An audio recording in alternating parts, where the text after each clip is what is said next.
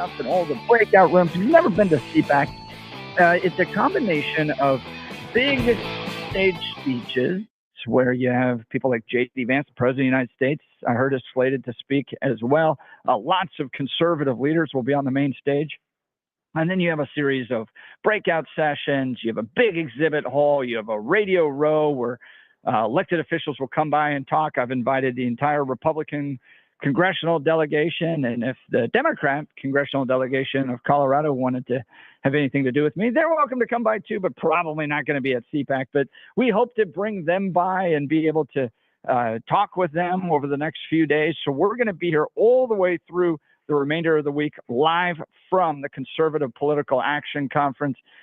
I don't think there's another show in Colorado that's going to devote as much time and energy to what's happening in CPAC with national conservative leaders as the Jeff and Bill Show. So over the next few days, stay connected with us at 710knus.com to get all the latest discussions, conversations, debates, speeches happening all live here from the Conservative Political Action Conference. Well, good morning, Bill. How are you? Not too bad. How are you doing today? How was the trip out there?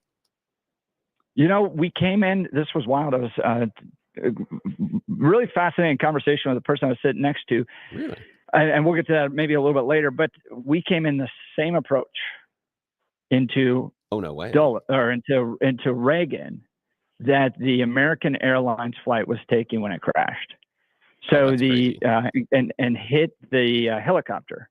So same approach. It's from the south over the Potomac. You come up from the south, right along, right over the river until you land. It was a fine landing. Flew Frontier. They did a great job. Flying Frontier is a little bit like getting on a time machine, going back to 1998, where there's no Wi-Fi, nobody has any movies. They're like, wait, what's an app? You know, that type of thing. And so it pointed out, you know, if it really was 1998 Frontier, they'd still be serving warm cookies. But they are not. But we are. Do you still have me, Bill? Yes, I got you. Yeah. Okay, great. I changed audio in my head. That's convenient. Here. But no, that was sobering to come in the same way that the American Airlines flight did when it hit the helicopter. Folks were telling me that there's no longer helicopters flying around the same way they used to. So I don't know if that's true, but one of the other passengers was saying she flies regularly into Reagan, and they've changed that now. So it's just it was too congested, too much happening. So yeah, well, let's check in on news with Blake Olson. Blake Olson. Blake Olson, news and comment.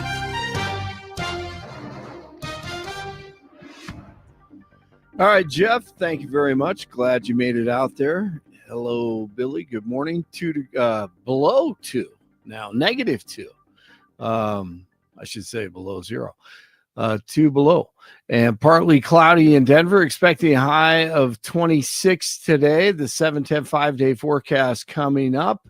Our top story, the Denver City Council is hiring an outside law firm to deal with a congressional investigation into sanctuary city claims. We know all about that. The council approved a $2 million contract with a D.C.-based law firm on Tuesday. The House Oversight and Government Reform Committee is accusing Denver and 3 other U.S. cities of selectively enforcing U.S. immigration laws. Denver Mayor Mike Johnston is set to testify before the committee on March 5th, so they hired the law firm.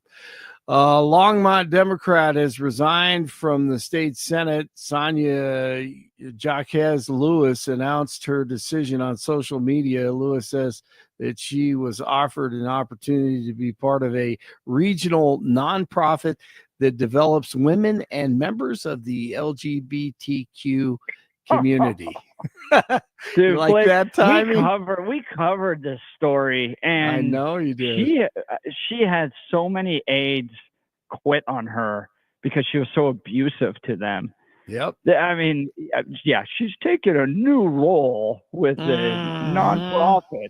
They always go to nonprofits, by the way. I know. But how do they make any money?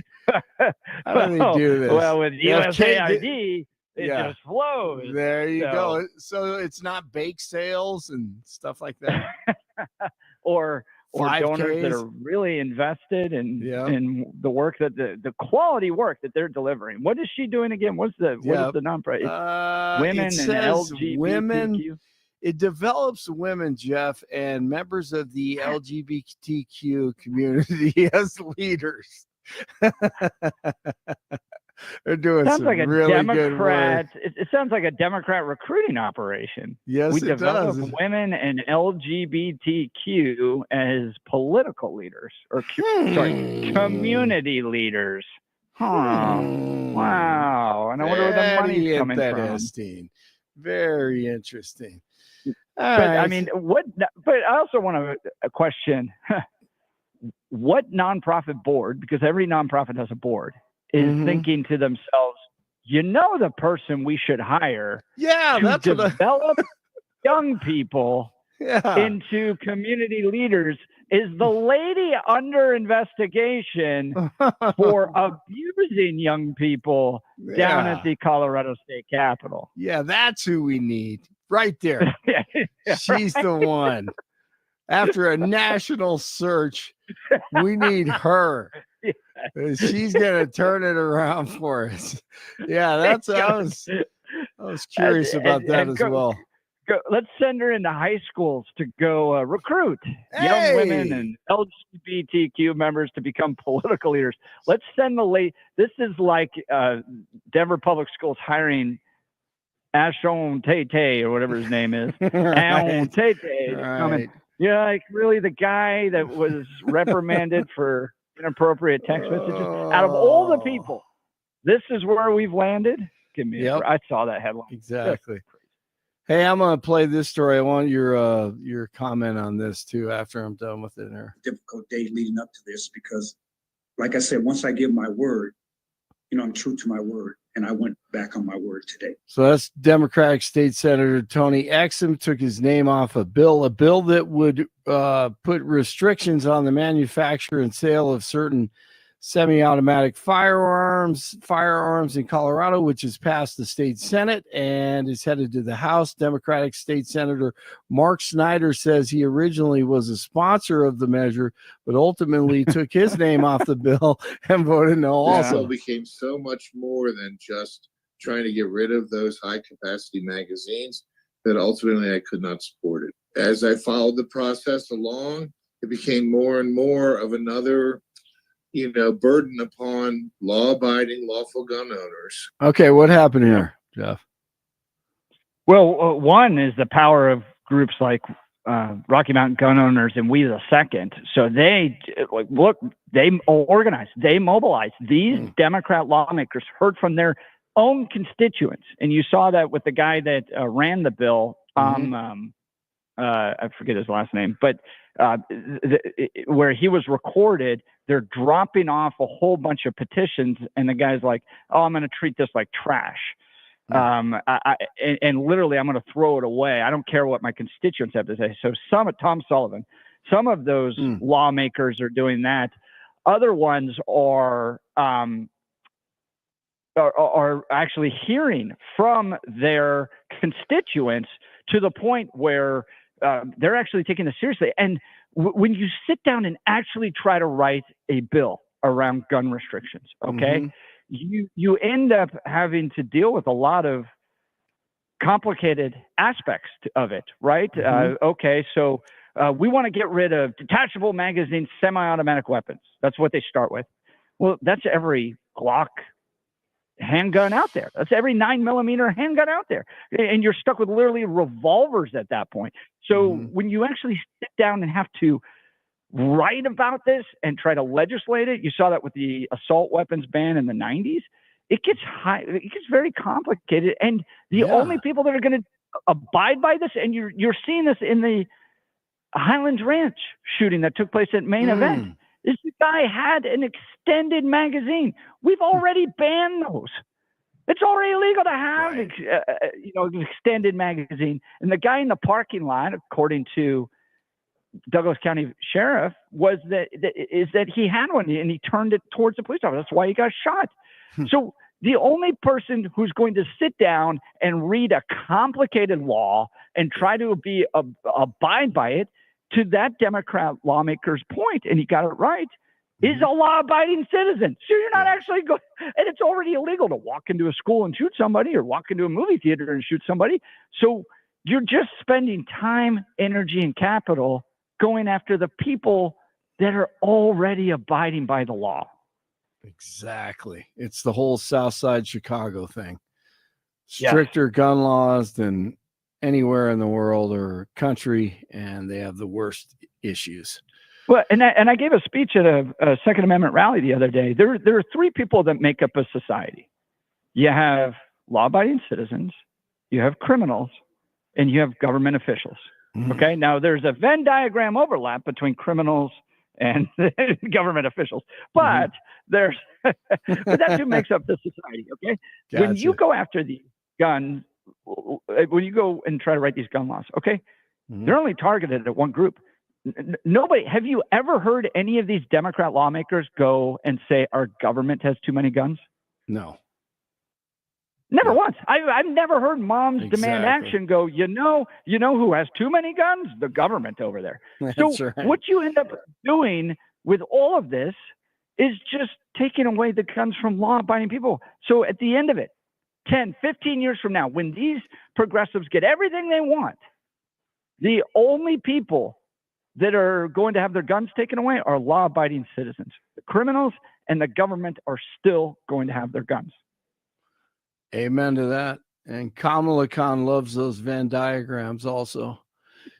Here's DJT. I heard, we weren't invited. Well, you've been there for 3 years. You should have ended it 3 years. You should have never started it. You could have made a deal. I could have made a deal for Ukraine. 47 says he's not concerned about Ukraine, upset that they weren't invited to the peace talks. DJT says the first round of peace talks with Russian officials in Saudi Arabia went well, and said that Ukraine should have never started the war and could have made a deal.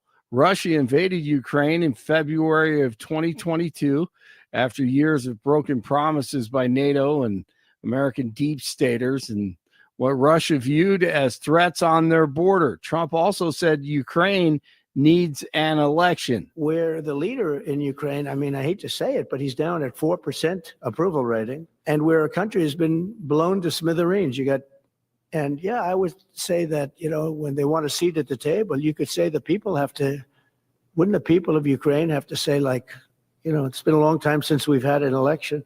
That's not a Russia thing. That's something coming from me and coming from many other countries also.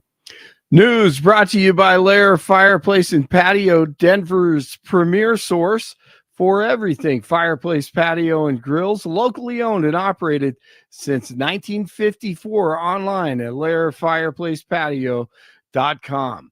-3 in Arvada, 5 below in Castle Pines, and 2 below in Denver. Jeff and Billy continues, and Jeff is at CPAC. So that's exciting. Do you like Elon Musk? Yes. Well, yes. Yes, I do. Blake Olson, News Talk 710 KNUS.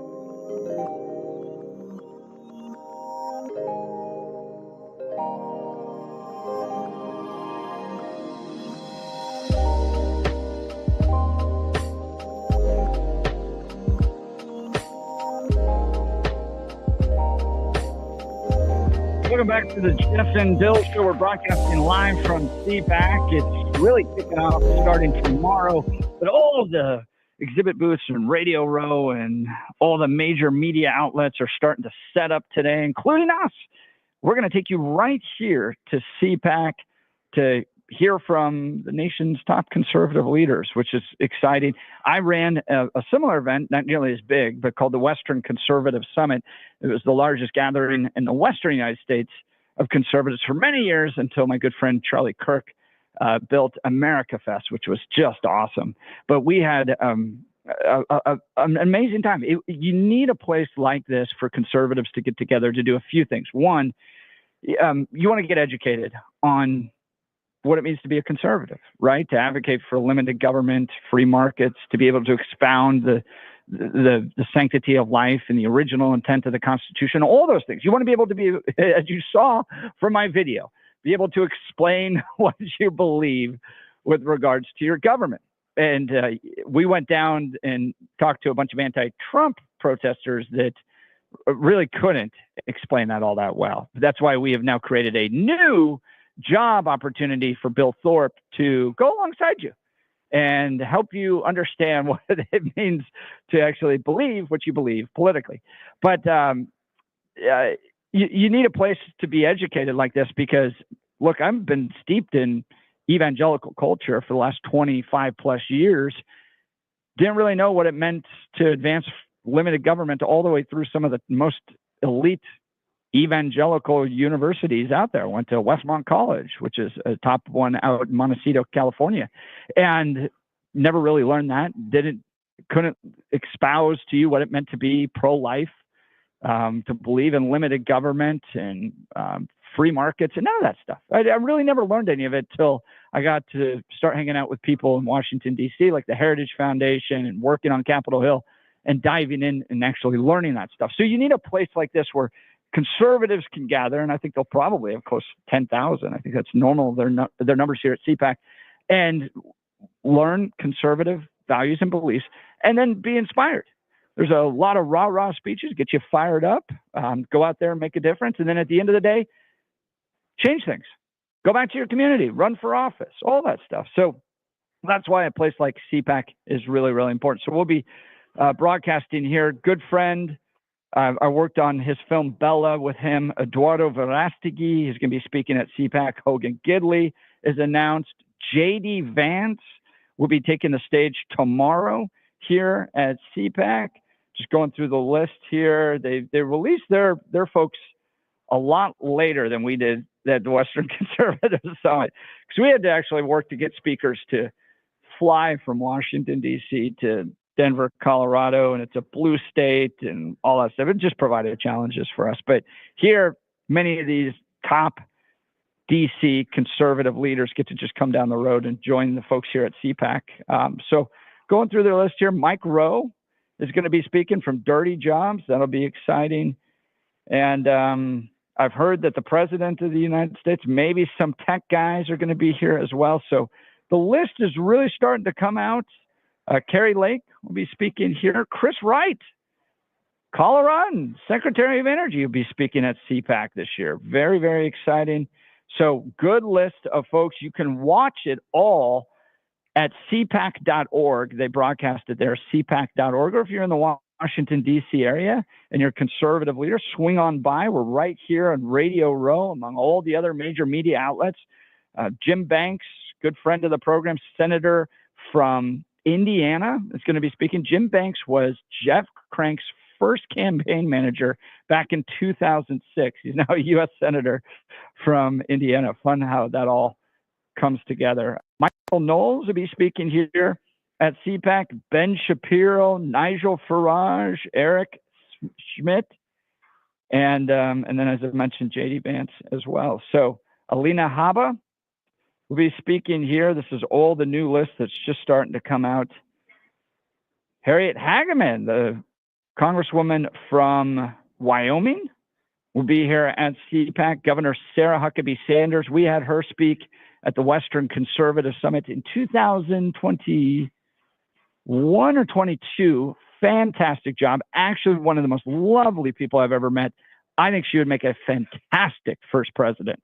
She's here as well. Javier Milei, he's the president of Argentina, I think, if that's right, Bill. He's going to be speaking here at CPAC as well. So fantastic lineup. It's only getting bigger and better. If you are at CPAC, swing by.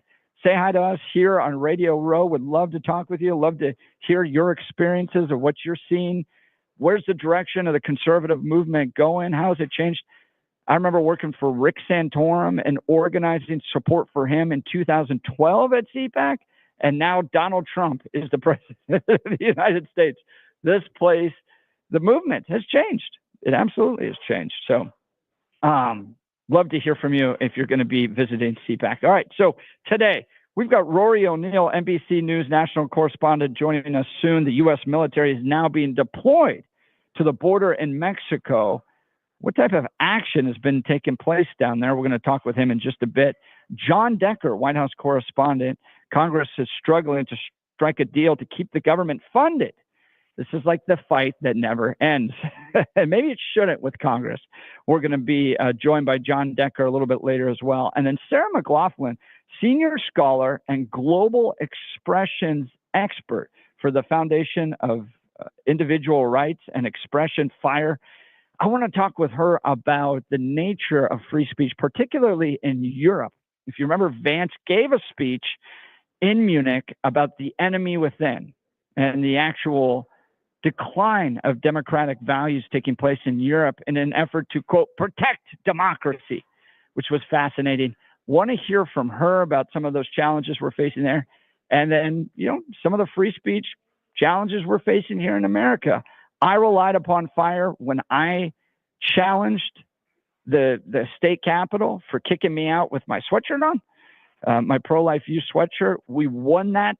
When I faced that challenge, I wanted to go and bring in the very best free speech attorneys in the country.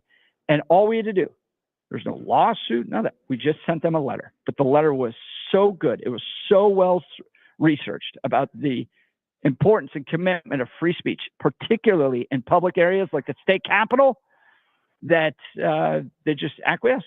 And we had a great free speech victory down for all people at the Colorado State Capitol. All right, so we've got a lot coming up. You're going to want to stay with us, but you're listening to the Jeff and Bill Show. This is Denver's Talk Leader, News Talk 710 KNUS.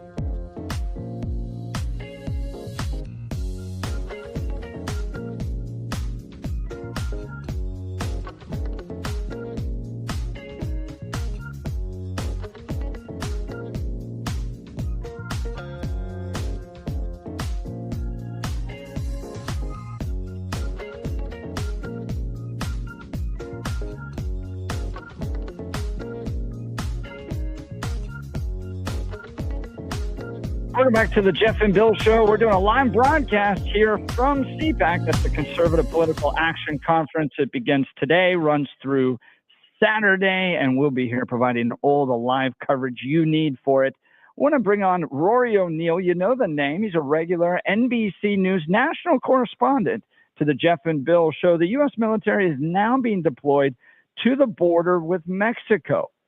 Has there been much action? Let's get some insight from Rory O'Neill. Good morning, Rory. Hey, good morning. Happy Wednesday.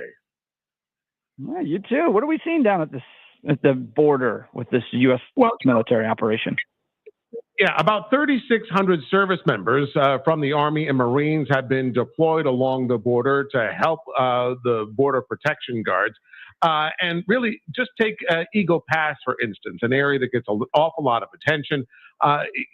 In the worst of the migration crisis, about 5,000 migrants were going to Eagle Pass every single day. Now that number is around 50. Wow! I've heard Elon Musk and Trump talk about like a 95% drop in these types of encounters taking place at the border. Is that indicative of what you're hearing? Well, right. I mean, that is what we're seeing. You know, during the peak of things under the Biden administration, the numbers were, again, in the thousands crossing at each of these checkpoints every single day.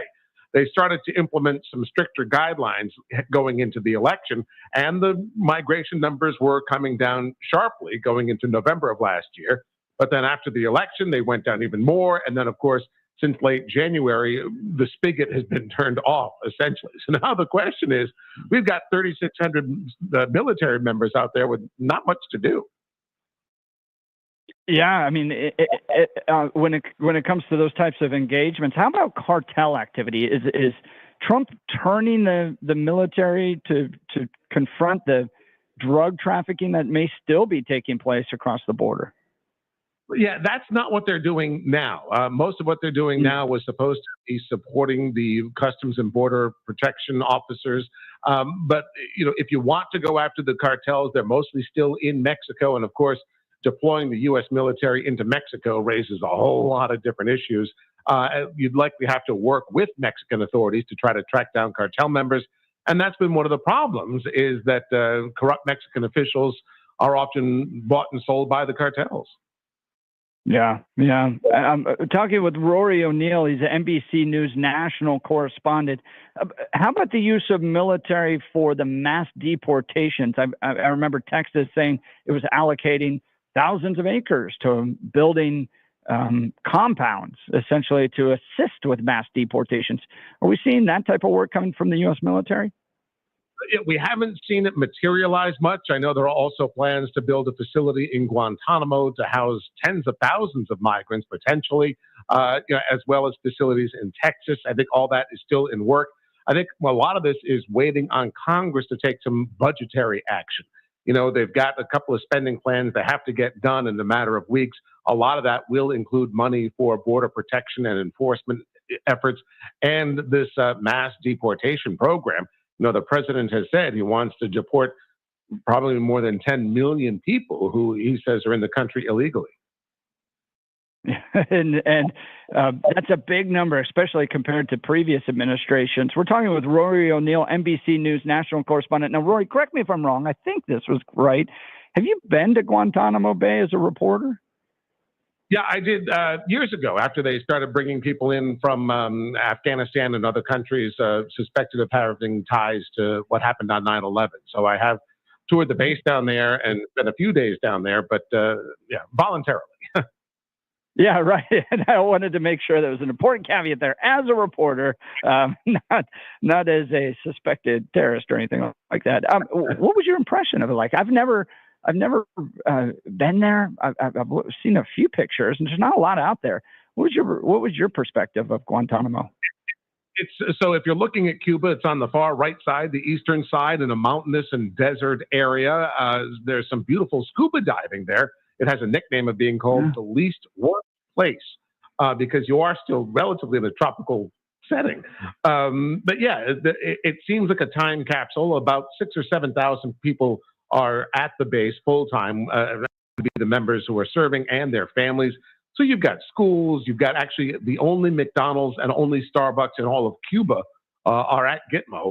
So, I mean, they live there in isolation. That's why any effort, I think, to put so many tens of thousands of migrants is going to just be very expensive because it doesn't have the infrastructure like the water system, the power system. And, you know, if you're going to have them all living in tents, what happens if a hurricane comes along? Because, again, this is an area sort of dangling out there in the Caribbean that's awfully vulnerable to those kinds of storms. Yeah, talking with Rory O'Neill, NBC News National Correspondent, my sense was that Trump was looking to use Gitmo as a place for some of the more violent immigrants, not just a housing place for, I guess, run-of-the-mill illegal immigrant, a family member, a kid, or anything like that, but more the violent ones. Is that the case? Well, I mean, that's part, but then that means you're doing a whole different kind of level of security at the same time, right? And now, are you building a jail for 30,000 people? I mean, that just doesn't seem. That would be one of the largest prison facilities in the world. So, you know, it is a weird mix of what they want to do there. And I think that it's sort of a default, like, oh, we'll just stick them in Gitmo and forget about it. I think that's what you got to be afraid of. Yeah. Talking with Rory O'Neill, NBC News National Correspondent, the U.S. military now deployed to the border with Mexico. But as we've seen, the number of migrants crossing from Mexico to America has dropped. Maybe this is a victory for Trump. We'll have to have that conversation. Rory O'Neill, thanks so much for taking time to join the Jeff and Bill Show this morning. Yes, thank you. Thanks. Talk to you soon. Always interesting to talk to Rory. Appreciate that. Bill, would you consider this an opportunity for Trump to claim victory? 3 weeks, 95% drop in the number of encounters taking place at the border.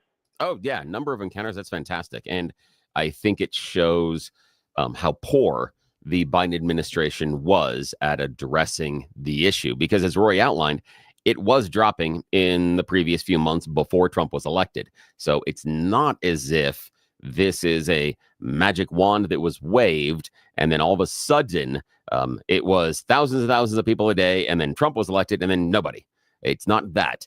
It was dramatically decreasing in part because of Biden administration had finally decided to work with Mexico on some stuff. Imagine that. Imagine paying attention to the problem. That always helps.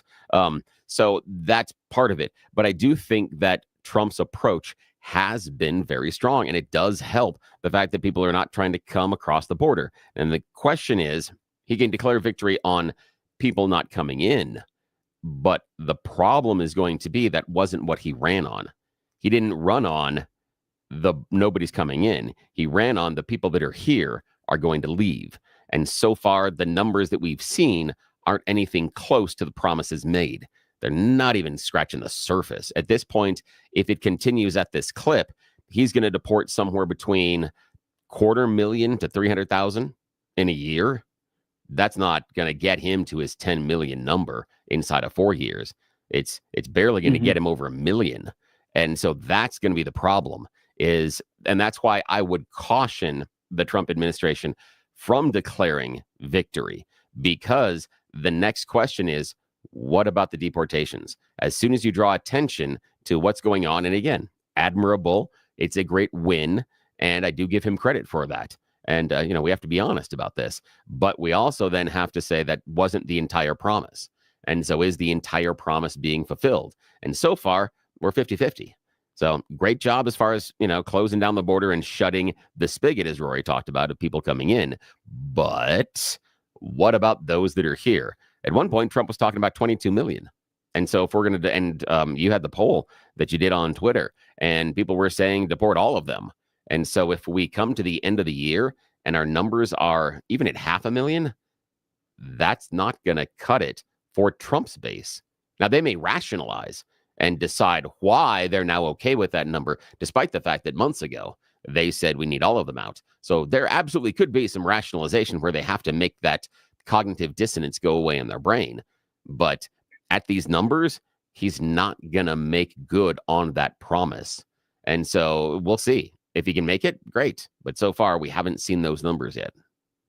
Well, it's fascinating to me that you put all of the responsibility on Trump, as if Denver Public Schools, the city of Denver, the state of Colorado, New York City, Chicago aren't all filing lawsuits in an effort to stop ICE. So, Trump may have promised 10 million, but it doesn't sound like he's the one getting in the way of it. It's going to be the Democrats that are getting in the way of it. How much responsibility do you put on them?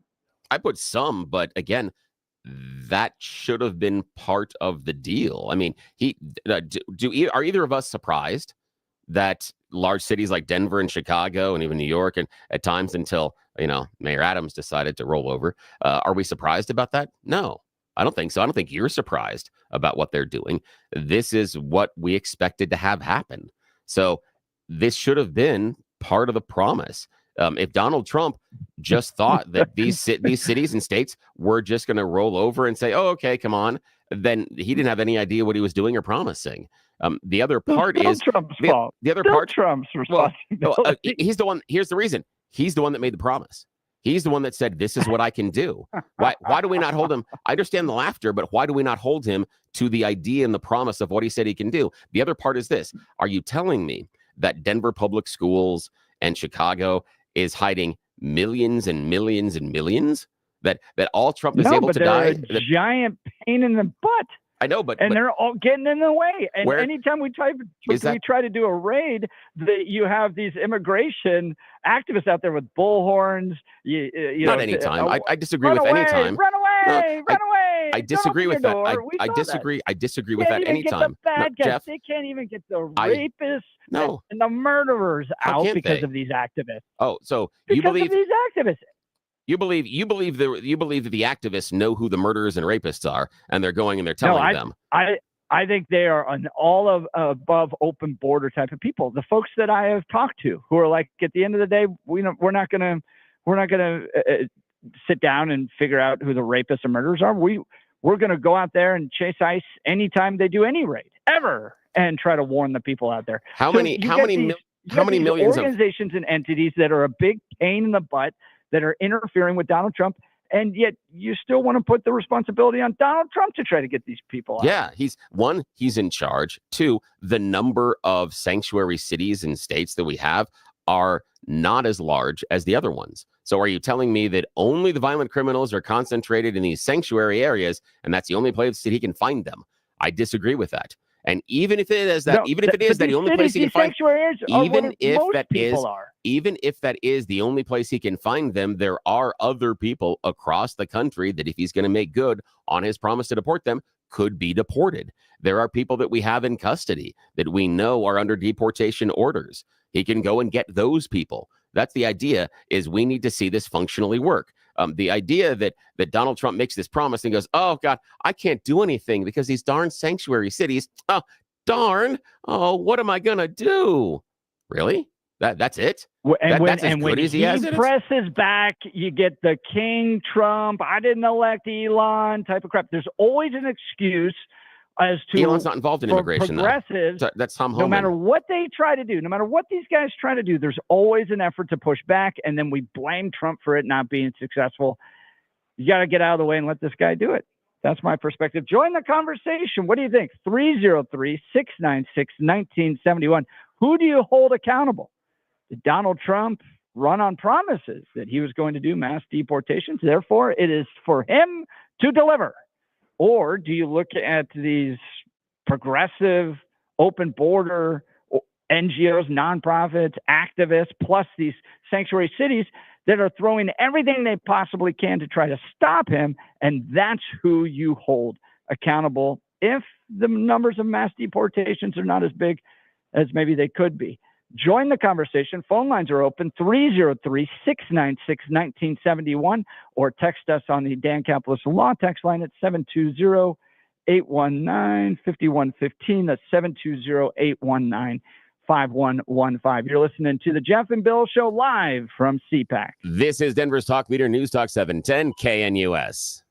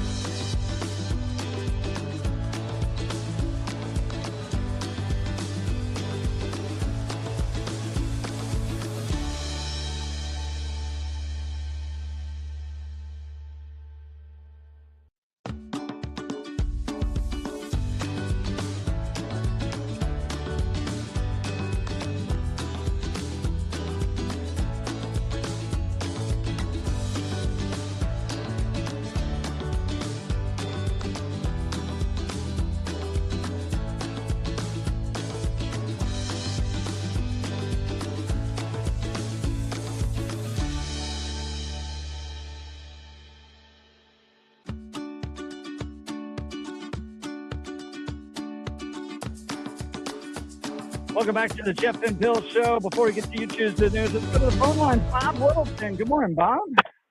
Hey, good morning, guys. I just wanted to say a couple things. You can't blame Trump right away. It's only been a couple of weeks he's been in office. It's going to take time. But I'm just, no matter what he does, it's always wrong. Billy, he just can't stand Trump. If he found a cure for cancer, there'd be some problem with it, like it took too long or whatever. Bob, got a question for you. Got a question for you. Last question, and then I'll answer your question. The last comment I have is this.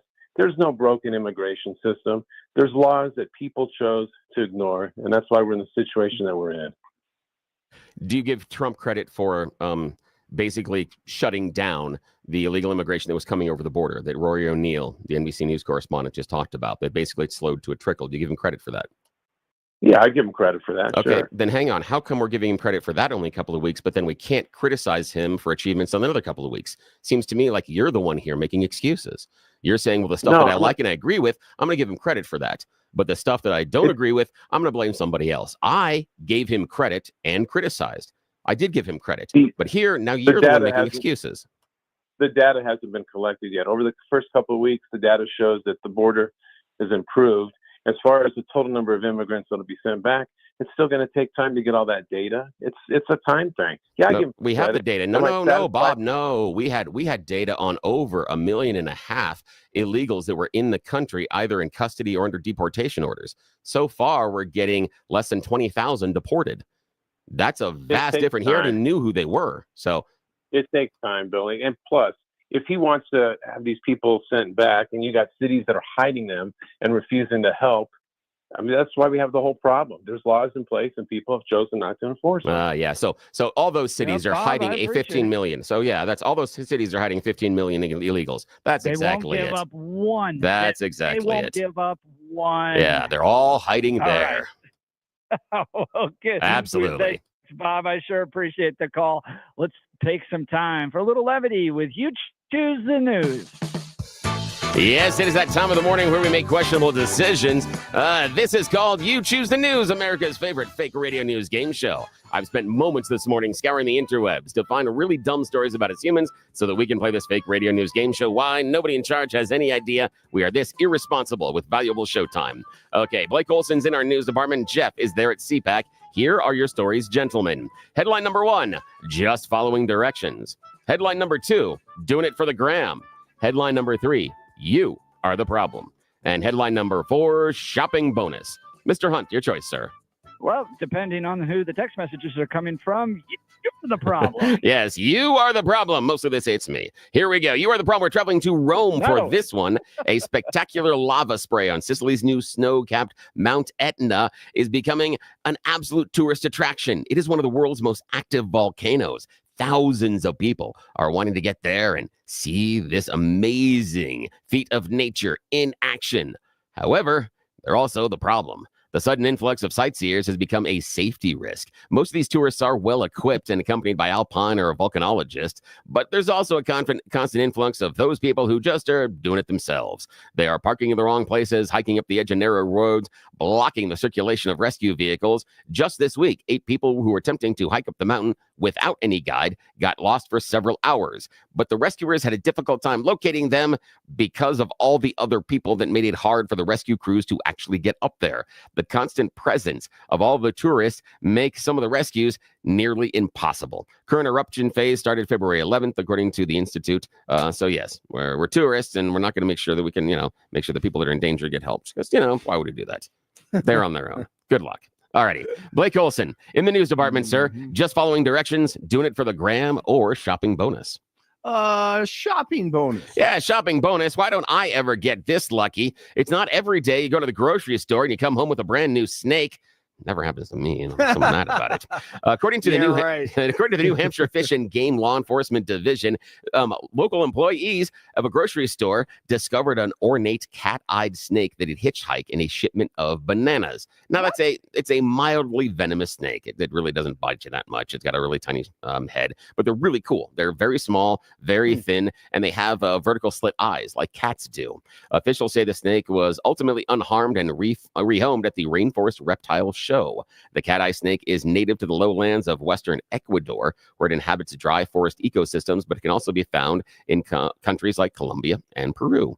So yeah. And again, Nice. it's a skin irritation, maybe a little bit of swelling if the thing bites you. So it's not What really that big a deal. What color are they? They vary between a dark brown into the yellows, and they also have some reds. It depends on the genetics and where they're from. Also age. They're a bit onto genetic that they change a little bit when they grow up. So yeah, they're cool snakes, but really stubby faces. They're real thin though too. Yeah, cool looking snakes. All right, Jeff Hunt, final choice this morning, sir. Just following directions or doing it for the gram?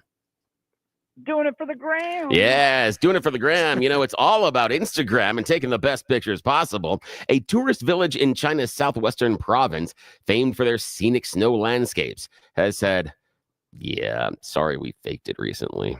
Yeah. Because weather wasn't cooperating, the town, because they had to do it for the gram, they want to make sure all the tourists get all the pretty pictures, used cotton wool and soapy water to create fake snow. Yes, officials in the town said, sorry about that. It was just too warm. We didn't have the snow that all the tourists were expecting when they got here, and we didn't want to disappoint them. So in order to create the snowy atmosphere, they purchased cotton for the snow, laid out large sheets of cotton on the ground, and then when they needed to, supplemented it with soap. Yes, they say they deeply apologize. Different than the ski resorts in Colorado just making fake snow. Well, at least they make fake snow. At least you're not going up there and it's like, hey, that's a bunch of cotton that we're on. But again, it's in China, the place where they painted a dog and said, that's a lion. And no, that wasn't a lion. Alrighty, that's the end. You choose the news. Back to you, sir. It's all fake. It's all fake, including my teeth. All right, you're listening to the Jeff and Bill Show. This is Denver's talk leader, News Talk 710 KNUS.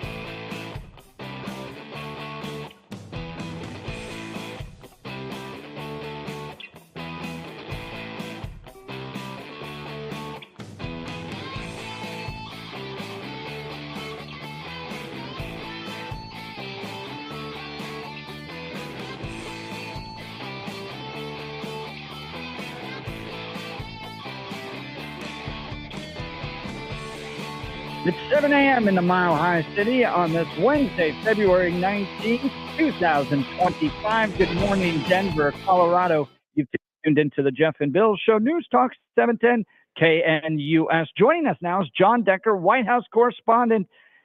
And it feels like it's that movies that just keep going, like the zombies are back. It's another struggle over a deal to keep the government funded. He's going to give us some insight on what's happening with Congress. Good morning, John. Thanks for joining the Jeff and Bill Show. Morning. Hey, good morning. Yeah, it feels like Groundhog's Day, right? Because we talk about the possibility of a government shutdown every few months, and we're upon another deadline. The deadline being March the 14th at midnight. That will be here before you know it. Congress has to come to some sort of deal to fund the government for the rest of the fiscal year. That's through September the 30th, or there could be a government shutdown that would have very real life consequences for service members not getting paid. If there's a government shutdown, for those that rely on VA benefits, for those that depend on a Social Security check, that may be delayed. So that's the reason why the clock is ticking. And of course, the dynamics are so different because the last time Congress kicked the can down the road, it was a divided Congress. Democrats controlled the Senate, Republicans controlled the House. Now, of course, Republicans control all the levers of government, the White House, the Senate. So if there is a government shutdown, Republicans would likely be blamed for it. Yeah, and this is where I think you see the biggest split within the Republican Party today. I was with Rand Paul. I was with Ron Johnson during the inauguration, and they're talking about the importance of making cuts to Medicare, Medicaid, Social Security, and even the military. It's all got to be on the table. You have the Thomas Massey Republicans. I kind of find myself more in that camp.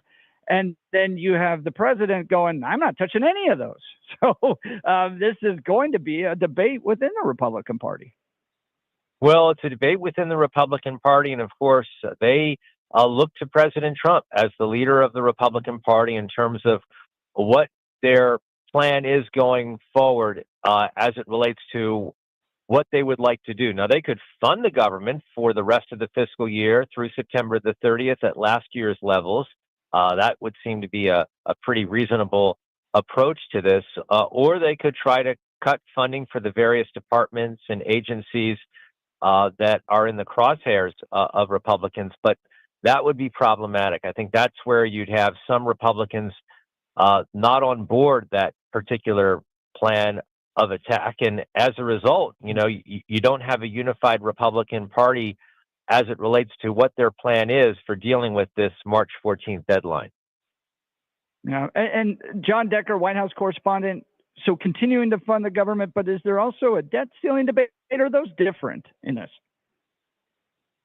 That's completely different. There's a different deadline as it relates to that. I believe that's in April. But in any case, the immediate talk between Republicans in both the House and the Senate is how do we avoid a government shutdown? After all, next year, 2026 midterm elections, you don't want to have a government shutdown when you have Republicans, every one of them running for re-election in the House of Representatives, and you want to hold on to the House. That's the other factor to consider, and Republicans are considering as they figure out their way forward. John Decker, White House correspondent, giving us an update on Congress struggling to strike a deal to keep the government funded. Thank you so very much for taking time to join the Jeff and Bill Show this morning. Absolutely. Have a great day. Bye-bye. All right. It just feels like it's another, he says it's Groundhog's Day. That's a nice way of putting it. For me, Bill, it's like the return of the zombie debt, spending limit, government funding. If we don't write these checks, then the military won't get paid all the time, and we just go into further and further debt. I find myself far more on the Thomas Massey, Rand Paul, Ron Johnson side of things, where guys, and this is where I just have a disagreement with President Trump on this, that, continuing to fund Medicaid, Medicare, Social Security, and the military at our current rates without even willing to take looks at cuts there just continues to push us further and further and further into that giant hole of debt. Yeah, the thing I've got is I can't figure out why. I mean, either side isn't able to put together a budget. Now, the last ones that did it were the Democrats. Yes. But why can't they do it? Especially when there is so much air given by the Republican Party into the problems with the budget. Why can't they figure it out? And then when we do, we have the suggestions, the outline. It wasn't a budget, but this outline that the GOP came out of the House and patted themselves on the back and were super proud of. It didn't do anything, but it was just, this is what we'd like. It was a wish list. It was like sending a wish list to Santa Claus. Inside that wish list, it included more debt. It included raising the debt ceiling $4 trillion for 2 years. And here's the idea. If you didn't think you were going to deficit spend, you wouldn't need that. And so there's a problem. They can't get the math to work. And I don't often quote Steve Bannon and say that Steve Bannon is right. But recently on the War Room podcast, he said, what are you doing going after Medicare and Medicaid? Because a lot of Trump voters are on those programs. You can't go in and just start hacking away at it without understanding what you're doing. And he's probably right about that. I don't often quote him and say that he's correct, but he is. It's a math problem. But no, Bill, it's a math problem. I understand. Like, look, every single dollar that goes out from this government seems to be attached to something that's just so mission critical, to the point that we're $36 trillion in debt. So every time you try to go after anything, we're all going to have to take a 20% haircut from Social Security because it's going to be insolvent. Like you just run into a math problem. I'm not trying to punish Trump voters. I'm not trying to punish senior citizens. Yes, it is your money. It is, and that is a fair argument that it is your money that's going to be taken away, that you're going to lose, that you have every right to. I'm sorry. The government is corrupt and screwed you over. They did. They ran out of money. Okay. And all of America is going to take a 20% cut on Social Security unless we sit down and figure it out. And that might be delaying Social Security, raising the minimum age to be able to take it, all that stuff. Now, the question I've got on this is, but you every time it's, well, the soldiers aren't going to get paid, or the panda cams are going to go off, or we're $36 trillion in debt heading towards a fiscal cliff. All this stuff needs to be on the table, including military spending. And the solution for the Republicans is to add more debt. So they're not looking at doing any cuts. And the one thing that I know is super popular on this radio show and also on the station is the idea that we're ignoring half of the math equation. We always talk about, well, how come we have to cut? We have to cut. No one talks about increasing revenues. No one talks about that. No one talks about the possibility about increasing revenues. I believe revenues come in through lower tax cuts. You believe they come through higher tax. Yeah, because that's what's been proven. Tax yeah, because that's what's been proven. No, and here's the problem. Oh, yeah, absolutely. How Clinton did so well. He brought in more revenue, and it didn't require massive new tax increases. The time in which we felt the most prosperous and had the most growth inside of America were the times in which the top marginal tax rates were at their highest. So if that's what we're trying to get back to, then that's totally where they. No, that's where they are. Look at the 40s, the 50s. Look at the 60s and 70s. Yeah, that's where they were. And the idea is, and I understand the idea of the Laffer curve, but the idea, but we don't know where we are on it, do we? Where it also assumes a purity of intent and motives that isn't extant inside of the rest of the population. Art Laffer assumes that everybody's going to make the same decisions based on the same fundamentals, and they don't. And we know that's not going to happen. But the other thing he can't point to is where we are on that curve. Because if we're on the wrong side of the curve, then cutting taxes does not increase revenue. But he never can tell us. Everybody assumes we're in that sweet spot. Nobody can tell us where we are on it. It's nearly impossible to figure out where you are on it.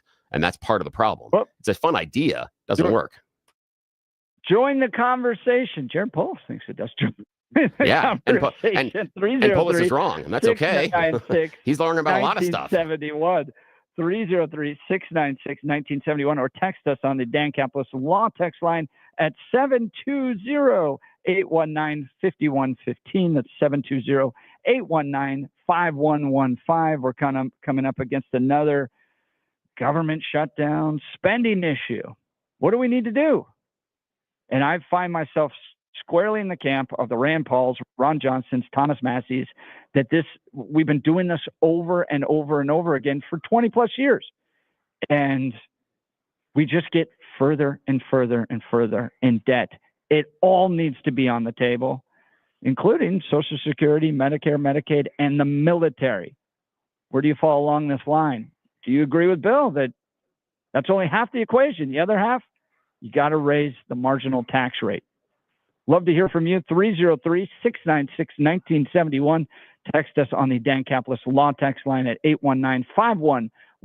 Let's check in on news with Blake Olson.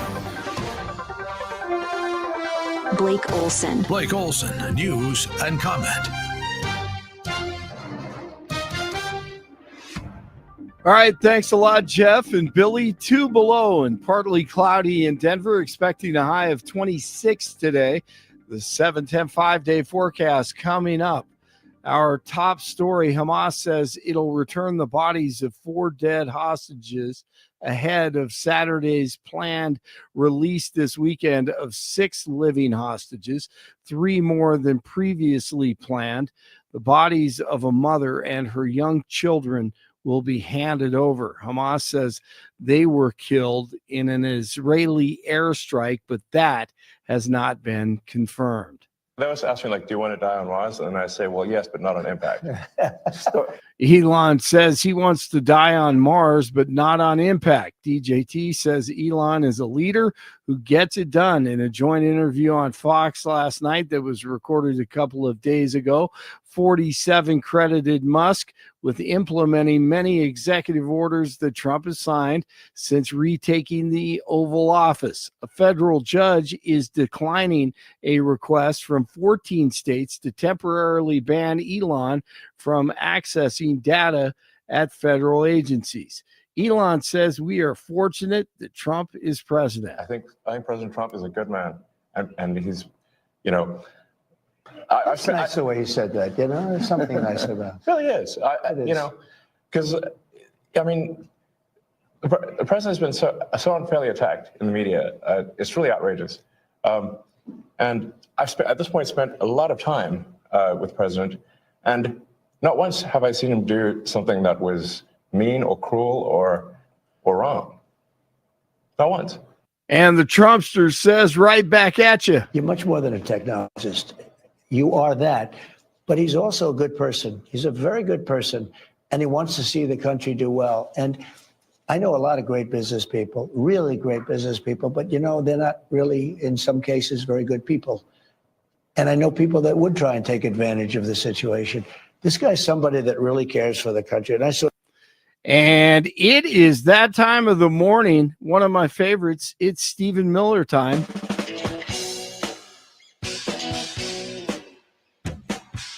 I understand that even a temporary interruption in federal employment is a great crisis, a catastrophe for you and for CNN. What the American people see is a government that is finally delivering a promise of accountability under President Trump. You want to have a conversation about transparency. Let me ask you a question. Do you have any idea where the $22 billion that the Department of Health and Human Services provided to illegal aliens under Joe Biden is right now? $22 billion with a B. That's enough to provide a free house to every homeless veteran in America. Where's the $22 billion? I don't. Joe Biden just spent it, and now it's gone. Transparency begins with having an accounting of where every federal dollar is spent. And God bless President Trump for leading this effort. DJT is trying to expand access to in vitro fertilization. Trump said that he signed an executive order directing the Domestic Policy Council to find ways to make IVF more affordable within 90 days. Closing arguments will be given today in the second trial of a former Clear Creek County deputy accused of killing Christian Glass. Andrew Bune was tried on multiple charges. I'm not sure if that came over the air, but no, it didn't. But I pushed fun. the wrong button. I talked to Blake Sear when I was trying to talk to Jeff because there are too many buttons in here today. Love it. Andrew Bune was that's all right. He was charged, including last year, including second-degree murder. The jury deadlocked on 2 of the charges, finding Bune guilty of reckless endangerment.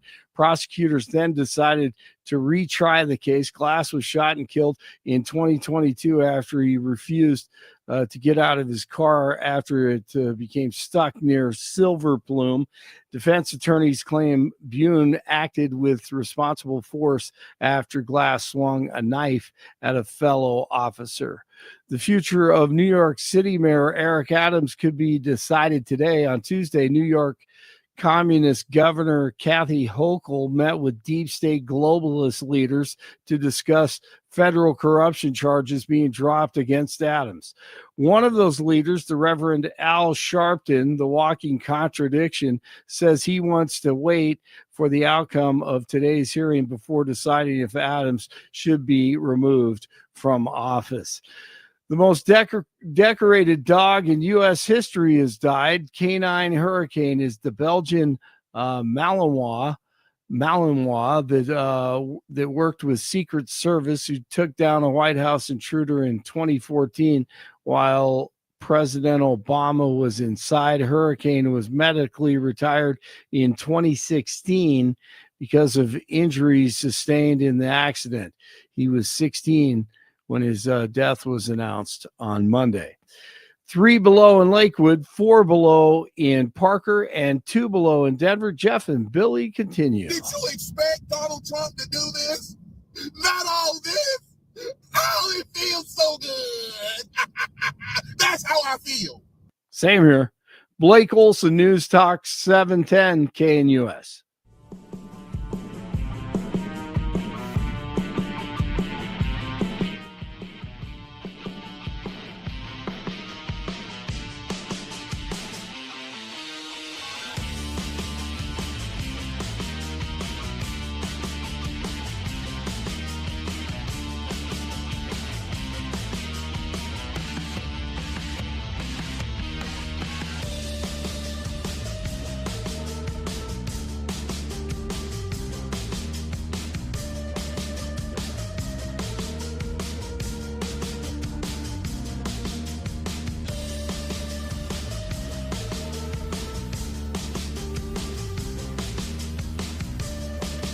Welcome back to the Jeff and Bill Show. Boy, Billy and I are off and running this morning. We are doing a live broadcast from CPAC. That's the Conservative Political Action Conference in Washington, D.C.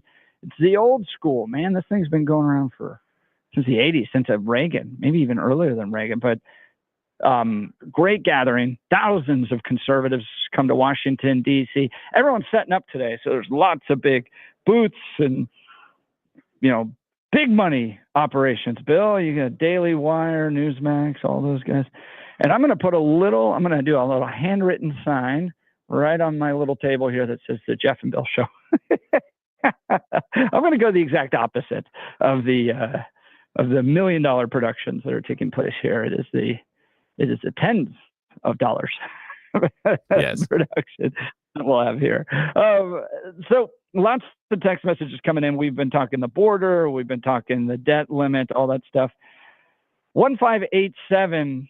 This is, I think, to you, Bill. You seem annoyed by Trump's completed success of closing the border. Call it a failure for not meeting a 10 million person deportation goal which is impossible to meet in 3 weeks. Best you could really do is call it a partial failure, which of course is a partial success. Your response, sir? That's what I did. It's exactly what I did. I wasn't annoyed about the shutdown of the border. I said he did a good job. And I threw rocks at the Biden administration for not paying attention to it. But we also have to look at the achievable numbers. And right now, his numbers are far below where he needs them to be in order to accomplish his deportation goals. What he's done as far as shutting down the crossing of the borders is great. Wonderful. I give him all the credit in the world, and I've done that. This is now the 4th time this morning in the last hour and 20 minutes. I have given Trump direct credit for doing that. It was slowing down under Biden, but where it is right now is admirable. That's great. Now, let's look at his deportation numbers, and those are abysmal. And we need to be honest about those, because if we're not, we're going to be standing here 12 months from now, 24 months from now, further on, going, why do we still have all these illegals? I go back to the poll you ran. 22 million was what Donald Trump said is in the country. And you asked on the poll on Twitter, how many of those 22 million people wanted out? And they said all of them. Okay. So there is an average that you need per day. He could increase this average later on. Yes. But right now he's falling far short. And as John Fabricatori said when he was in the studio with us, these first 1.5 million should be the easiest ones to get, because we know who they are. We know they're under deportation orders. This should be the low-hanging fruit. This should be the people too. We tried that like 2 weeks ago. The DEA, ICE went after actual known TDA gang members and got 0 of them because they were all tipped off. But so that's you get again these progressives that are actively working against the president. We're going to hold him accountable. Hold on. Didn't we just have Stephen Tubbs with the DEA on a couple of days ago talking about a fantastic raid that they had at the club that was in town? Mm-hmm. Yeah, they arrested a ton of people there. So the idea they're not being tipped off. Wait, hang on a sec. The idea that all of these actions are being tipped off is not correct. That is happening in some cases, and again, I would have to see that, Stephen. I don't even think it's in the majority of cases. I would have to see evidence that would show me. And that is going to happen at some time. Yes. And that's going to happen. And that happens routinely in all sorts of investigations. We could bring Stephen Tubbs, or we could bring on a whole bunch of the law enforcement people and even George Broccoli would help us out. That sometimes when the information leaks out of the operation, then people are notified. And they do things to make sure they can't get arrested. That happens. It's okay. I disagree. But it's not the only reason. I disagree with that this is a one-off. You have a coordinated effort from the mayor of Denver, the governor of Colorado, from progressive lawmakers, and from media outlets like, I won't say their names, but these major local media outlets that aren't just going, well, we're just going to tip them off here or there. They are actively using every power they have to push back on President Trump's deportation efforts, to the point where at one point the mayor was willing to use the Denver Police Department until I'm sure his wife, who works as a prosecutor, was like, don't do that. Okay, you're gonna end up in prison if you do that. But these guys are willing to use everything at their disposal to try to stop President Trump. And my question is, all right, if we don't get to 22 million, who do you put the blame on? Trump. Where do you put the blame? Trump. He said it was accomplishable. Yeah. You put that on Trump. Yeah. Oh. Yeah. How many millions of the illegal, of the 22 million, how many do you think are hiding in Denver right now? How many do you think? More. I think there's some in, well, more, we know more than 22 million? 40,000. You think there's more than 22 million? 40,000. How many? I think there's close to 1 million. You think there's 1 million illegal immigrants? Not a million. Hiding in Denver. Let's go 150,000. I think 150,000. Okay. I got my point wrong. Then how many do you think are hiding, let's say, in any of the other sanctuary cities? How many? Because what I'm curious about, Chicago, I think Chicago, New York. I think Los Angeles, you're probably close to 1 million. Yeah. So what I'm looking at is the percentages. So if we're talking about 1 million in each, okay, that's about 5-6 million. Okay. Mm-hmm. What about the other 15 million that is promised? What about the other 15, 16 million? Because again, the idea is that's part of the problem. We don't know where they are. But we were promised 22 million and we were going to get them out. And that's the idea is, even if we say that these sanctuary cities are hiding 1 million each, you still have over 10 million that you can go out there and deport. You still can get to those numbers. Why wouldn't you celebrate that? Why would you go, oh, he said 22 million. I'm not going to be happy unless they're all deported, versus I think most Trump people would be like, yeah, we want 22 million. That's what we hope for. But if he gets 5 or 6, that's pretty good. That's not what your poll said. And the other part of this is that I'm going to compare and contrast what he's stating. I'm asking about you. Yeah. I'm going to hold him account because he promised 22 million and said that's what he was going to get into. And the other part that I'm going to compare and contrast it to is previous administrations, because he was going to be the toughest. He was going to be the bestest. Yeah. He was going to do it the mostest. And so if those numbers aren't the biggest and the best and the mostest, then we can critique that. That's why it is completely. But you're not critiquing Mike Johnston. You're not critiquing Jared Polis. No, I've been honest about that. Donald Trump, who wants to get him out. I've been honest about what Johnston's doing, and I think that it's wrongheaded, and I think it's dumb. Yeah, I've been completely and totally. And I was one of the first ones. I stood there right here with you on the show saying when he talked about the idea that Denver was going to meet them at the county line was stupid. Was phenomenally stupid. I never sat there and said, yay, Mike, you're doing a great job. I've never patted him on the back for what he's doing based on the sanctuary city. But again, based on the numbers we have, if you want these illegals out, you should be concerned. And I'm using the royal you. Everyone that supports Donald Trump should be concerned based on the low numbers so far. This should be a concern. These are the people that should be the easiest to get a hold of and to deport. That's what we all talked about. That's what John Fabricatore talked about. This first 1.5 million should be very, very gettable. And right now, those numbers are phenomenally lower than what they need in order to reach that number, even in the first year. And we should be concerned about that rather than turning around and going, gosh, isn't he doing a great job? No. If you want these illegals out of here, you got to be looking at it going. Shut down at 95% of what it was That's under great. Biden. And good job. And he's running into opposition from Democrats. We should be holding them accountable for their open border policies, not blaming Trump because they're not going out fast enough. All right, join the conversation. We'd love to hear from you. 303-696-1971 or text us on the Dan Caplis Law text line at 720-819-5115. Bill, you want to tell us a little bit about Wound Care Associates of Colorado? Yeah, I want to take a second here to just chat with you guys about a brand new advertiser we have here on the show, Wound Care Associates of Colorado. Now, Jennifer Walker started this because of something that had happened in her life. So this is kind of a personal mission for her. And there's something that happened in my life that also makes this particular advertiser a little bit personal because I'll talk to you about my aunt. My aunt developed a chronic wound on her leg. And while she was getting treatment, it became infected with MRSA, because she was exposed to it at the clinic. There are a lot of sick people at the clinic sometimes, also in the hospitals. So that's where some of the germs and diseases are. She was going to a wound care treatment facility that was maintaining her wound, making sure it didn't get any worse, but then she developed MRSA. It ended up being numerous lengthy stays inside the hospital. A couple of times we thought we were going to lose her, but she did lose some things. There were some amputations because of the infection, because it was going on.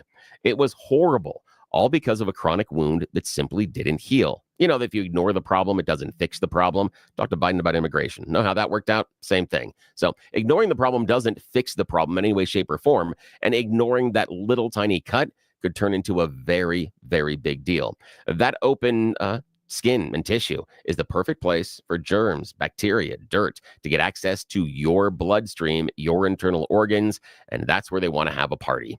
So that wound and cut that isn't healing, it may seem like a little deal, but it can turn into a really big deal. Became a very big deal for my aunt. And Jennifer Walker, who started Wound Care Associates of Colorado, lost her uncle because a small cut became infected and they didn't get to it in time. So again, ignoring it doesn't fix the problem. That's why Wound Care Associates of Colorado was established, and they are changing the game. If you've got a slow healing cut, diabetic ulcer, pressure sore, they will come to your home and give you the treatment you need on your time frame. You get that? These guys are doing it different. Back when, like the doctors used to do house calls, Wound Care Associates of Colorado, they're trained medical professionals. Their wound certified nurse will come to your home and treat your wound in the comfort, privacy of your home. You get the compassionate care you deserve, but you do it in privacy. You're not exposed to any other, yuck that you go out there when you're in the other clinics, or you're going to the hospital and they're trying to take care of the wound. You also don't have to worry about transportation. This is the easiest way to take care of that wound that won't heal. If you have someone in your life that's dealing with a pressure sore, a diabetic ulcer, a slow healing cut, after my father had his stroke, we were really worried about bed sores. I understand how dangerous they can be, especially in that kind of a facility. So you don't ignore this. The other thing that makes it different, not only does Wound Care Associates of Colorado come to your home, just like did in those old-timey days when doctors made house calls, they also create a custom treatment plan to heal your wound. As I outlined before with my aunt, they were just trying to maintain the wound, and she was exposed to MRSA that ended up with some real negative consequences. That's not how Wound Care Associates of Colorado approaches things. They want to heal that wound and cut. Imagine that. That's different, isn't it? A wound care facility that comes in and wants to actually heal what's going on. That's why they're changing the game. Check them out at coloradowound.com. coloradowound.com. If you or a loved one is struggling with a chronic wound, you receive expert care in the comfort and privacy of your own home. You get a tailored care plan that will address your specific needs on your time frame, and it will reduce the risk of complications and promote faster healing. If Wound Care Associates of Colorado was around, I'm pretty sure my aunt would not have had the amputations or had those long hospital stays because she wouldn't have been exposed to MRSA. They make a difference. Let them make a difference in your life. coloradowound.com. coloradowound.com. Contact Wound Care Associates of Colorado today, coloradowound.com. And when you do reach out to them, tell them you heard about them here on the Jeff and Bill Show, because it helps us out. We appreciate it. Bill, that's great to hear. Lots of text messages coming in. Join the debate. 303-696-1971 for phone calls and text messages on the Dan Capitol Law text line at 720-819-5115. If Donald Trump doesn't get to 20 million illegal immigrant deportations, who do you hold accountable? And if he starts to ramp it up, are you just going to see more of those anti-Trump protests down at the Colorado State Capitol? Just trying to do what he's doing to follow the law. What do you think? Would love to hear from you. You're listening to the Jeff and Bill Show. This is Denver's Talk Leader, News Talk 710 KNUS.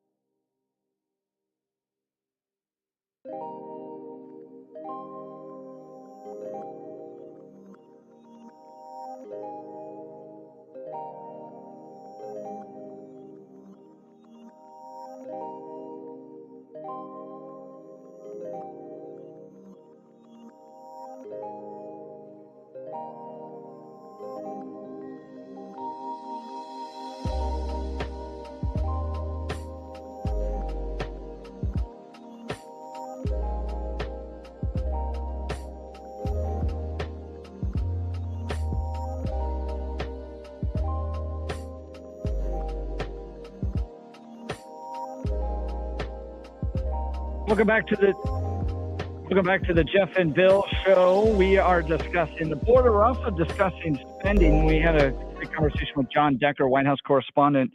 Congress is now struggling to strike a deal to keep the government funded. A good series of text messages here because it's really important to understand. Look, the waste and the fraud that DOGE is going to get to is going to be critically important. I mean, this is billions of dollars, okay? But real government reform, when it comes to funding, is going to be around cuts. It's going to be cuts to Medicare, Medicaid, Social Security, and the military. And if you take those off the table, I was listening to Rand Paul, and Ron Johnson about this, that, you know, if you take those off the table and you want to try to go tackle the government, government spending, you're looking at, like, I think it was 16%, and I might be being generous here, of actual government spending left. That's how big those programs are. And yes, abuse and fraud is part of them, but we're just spending too much money. And there were times when the Social Security was bringing in a surplus and the government goons and buffoons went out there and spent it. And now we're going to end up insolvent. We've had guests on, experts, researchers on this show talking about it. So yes, DOGE, in every aspect of the government, go and look and find the fraud, abuse, and waste. But we are going to run into a continuous debt development problem if we're not willing to actually make cuts. Let me know where you fall along these lines. Give us a call, 303-696-1971. Bill, I think we got some callers. Yeah, right? We've got Michael in Denver. We'll go to him in a second. Question for you. Who do you think's in charge of DOGE? Because you're talking about DOGE doing a good job. Who's in charge? Because it's not Elon. Not according to the White House. Right. That's because he's not a federal employee. Yeah, but again, so who's leading it? And Donald Trump. Are you sure? He's the one responsible at the. Yeah, sure. Oh, responsible, yes, but I mean, leading it. I went down and talked to all these people down at the Colorado State Capitol protests. We didn't elect Elon Musk. Okay, well, Elon Musk doesn't have any power to actually fire anybody or change policy. He can provide influence, and oftentimes leadership is just that. It's the ability to influence. He can, and I will give you that, he can dramatically influence the direction of this government. But who's responsible? Who at the end of the day has the power? You have a whole series of secretaries of all of those departments that actually make the choice with regards to spending, cuts, and firing. It's their name that signs that document. And then you have the President of the United States who's held accountable to this. So do you think, just out of curiosity, we'll get to Michael in Denver in a sec, do you think it's fair then to say that then Trump is held responsible for doing things like letting go some of the people in the nuclear program that were responsible for security, letting go some of the people in the health department that were studying bird flu? Is Trump also responsible for bringing back the racist back into DOGE? Is he responsible for the misidentification of some of these programs? Is that all Donald Trump's fault then, if he's the one in charge? When you look at that interview that took place yesterday with Donald Trump and Elon Musk, that was weird, and Sean Hannity, I love that interview. You got to go watch it. I've retweeted it. It's a fantastic look into. It's only 30 minutes long. Great interview. Absolutely, the buck stops with Donald Trump. Okay, and that's fair. All the good that's happening that you're seeing out there. Okay. And the bad. All that that's running a government, and as Elon Musk says, they're going to move fast and break things. That's going to happen. They're going to get back. They're going to try to repair it. But there is this is a moment in American history that I've never seen in my lifetime, and I'm 43 years old, of this aggressive of a conservative effort to reform government, expose waste, abuse, and fraud, slim down a bloated, bureaucratic federal government. And we all knew this. We all knew how entrenched the progressive bureaucracy was in Washington, D.C. Over 90% of Washington, D.C. votes progressive. I mean, this entire operation is made up of a progressive worldview. And you now have conservatives tearing it apart And yeah, are there going to be mistakes? 100%. But the buck stops with Donald Trump. Do you want to get to the caller? Yeah, let's go to Michael in Denver. Michael, welcome to Jeff and Bill Show. How are you? Michael. Good. Hey, I just wanted to throw out there. I mean, I was in the Army for over 20 years, and but part of what I agree with Bill, and I actually agree with both of you on the subject of, when Trump said he's going to get 20 million out. I feel like if the government says there's 20 million, there's usually double whatever they say. I mean, I don't think there's 40 million, but I knew what he said. That, so to your point, Michael, to your point, he goes 20 million because the government says 10 million. Right. So the deal is that, I mean, we don't have the infrastructure nor the manpower to go after 20 million people and get them out in 4 years. It can't be done. So I knew, even voting for the guy, that is something that can't be done. Now, I feel like, working in the military as much as I did in Iraq and Afghanistan, that the bad guys, they're dug in. They're hiding, and they've got people that are hiding them. Not to mention, like you said, you've got news agencies and liberals out there who are helping them hide, not knowing that, Trinidad and MS-13, which is also here in Denver. MS-13 is up in Breckenridge. So wow, these guys are here, and once they get entrenched, it's just like a terrorist organization. They know that if we're looking for them, they're going to hide, and it's going to take a while to dig them out.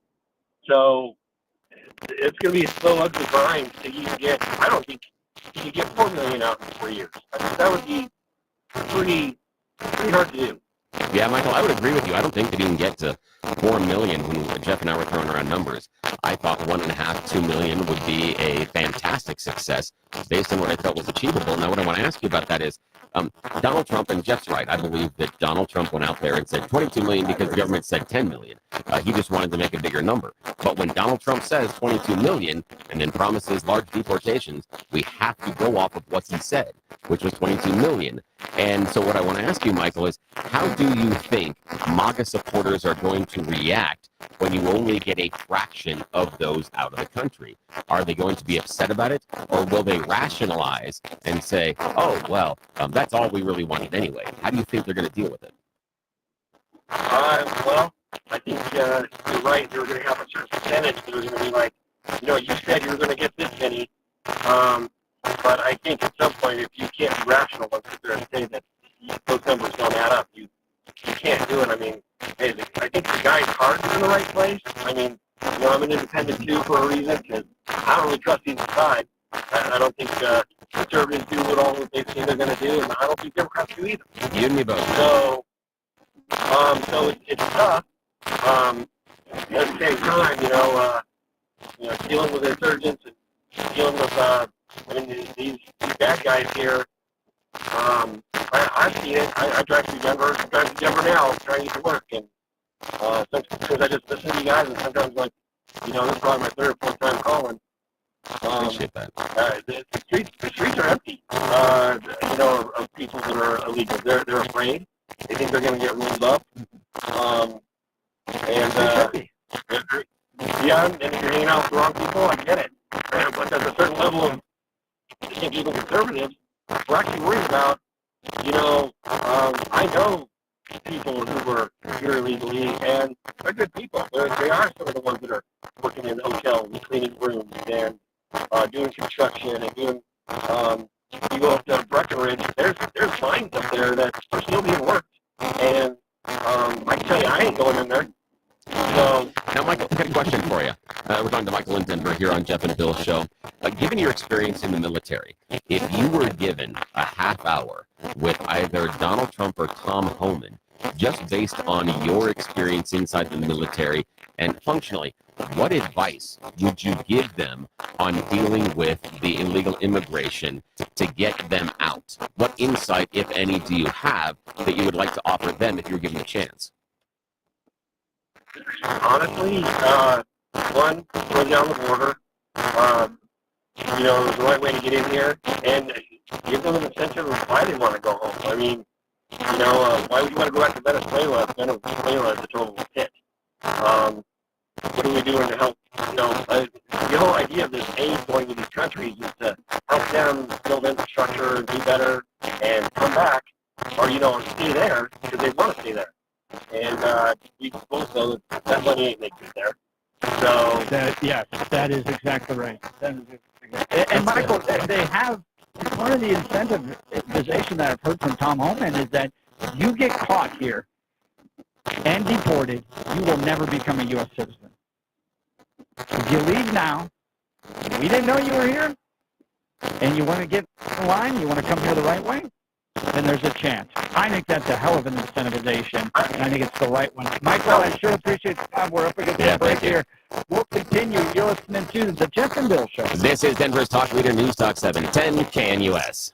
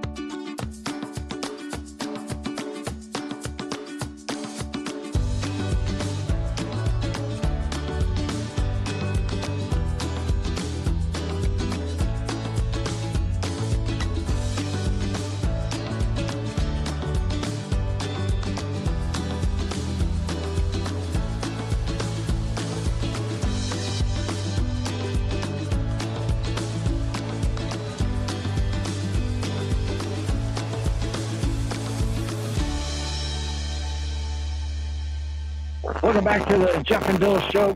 Conversation around illegal immigration, government spending, and in the next hour, we want to get into this update of the shooting that took place in Douglas County at Main Event.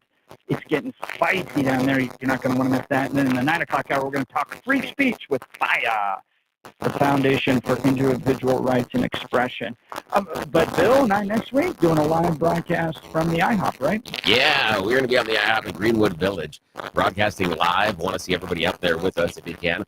Come spend time with us. And we have a very special, they haven't even told me about what the 710 KNUS breakfast is, but it's $7.10. But they've said they're combining some stuff that normally would cost much, much, much more than that. So they haven't told me exactly what it is, but we've got them to hook you up with a special deal, $7.10 breakfast. They've got some other breakfast specials going on, but more than that, it's just they're going to let us out in public again, which is going to be a lot of fun. So that'll be a week from today. We'll be broadcasting live from the IHOP in Greenwood Village. Come on out and say hello. We'll take pictures with you. We'll hang out. You can talk to us off air. It's a lot of fun. And also, delicious food. That's the other part. It's so... Last time we were there, man, you were able to eat. I didn't eat the whole time we were there because I kept talking to people and stuff. You're able to chow down. Talk to people. I know. It's hilarious. Like everybody comes to see Bill, and because you're the notorious Bill. Yeah. And I'm just like, oh, breakfast. Yeah, we got to breakfast. And I just walk around and talk to people. I mean, I was doing bar trivia last week, and I got invited to a wedding of people I had just met that evening, and they invited me to the wedding. It's just what happens. All right, we'll continue this conversation. You're listening to the Jeff and Bill Show. We are Denver's Talk Leader, News Talk 710 KNUS.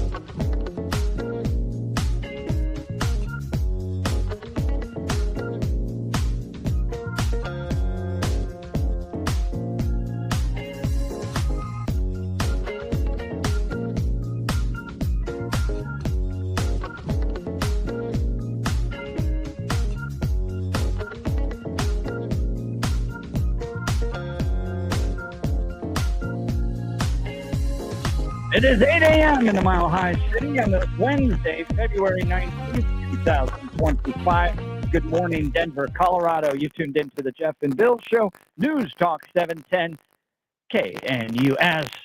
I'm your co-host, Jeff Hunt, live from CPAC, the Conservative Political Action Conference, kicking off a little bit later. People are all getting set up. There's like a huge radio row. It goes down like 2 levels here. And you've got all this media setting up. All the big guys are here, and us mighty small little guys as well here at CPAC. We're going to be bringing you conversations from speakers as well as activists that are coming by as this thing kicks off. So you're going to want to stay with 710KNUS.com throughout the entire week with CPAC. It's a big conference, the Conservative Political Action Conference. J.D. Vance taking the stage tomorrow. So I got to get here super early, get all the equipment in, and get ready for Secret Service screenings, all that. It's going to be crazy. But we want to bring you live coverage from such an important event like the Conservative Political Action Conference, because what happens here at this conference is going to shape the future of the conservative movement for the next few years. So always important to come and check out what is happening. And if you're at CPAC, swing by, say hi. You'll find us on Radio Row here at the Conservative Political Action Conference. Let's check in on news with Blake Olson. Blake Olson. Blake Olson, news and comment.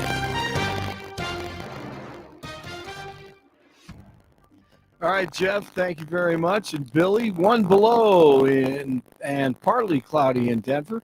Expecting a high of 26 today. The sun is going to break out today, believe it or not.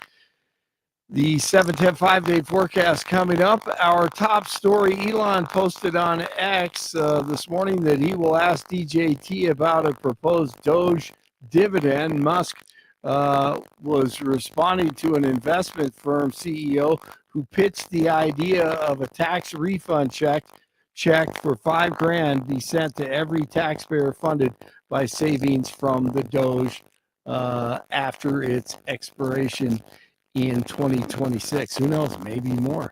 Ukrainian President Zelensky is responding to DJT's suggestion that Ukraine started the war with Russia and weren't invited to peace talks. I heard, well, we weren't invited. Well, you've been there for 3 years. You should have ended it 3 years. You should have never started it. You could have made a deal.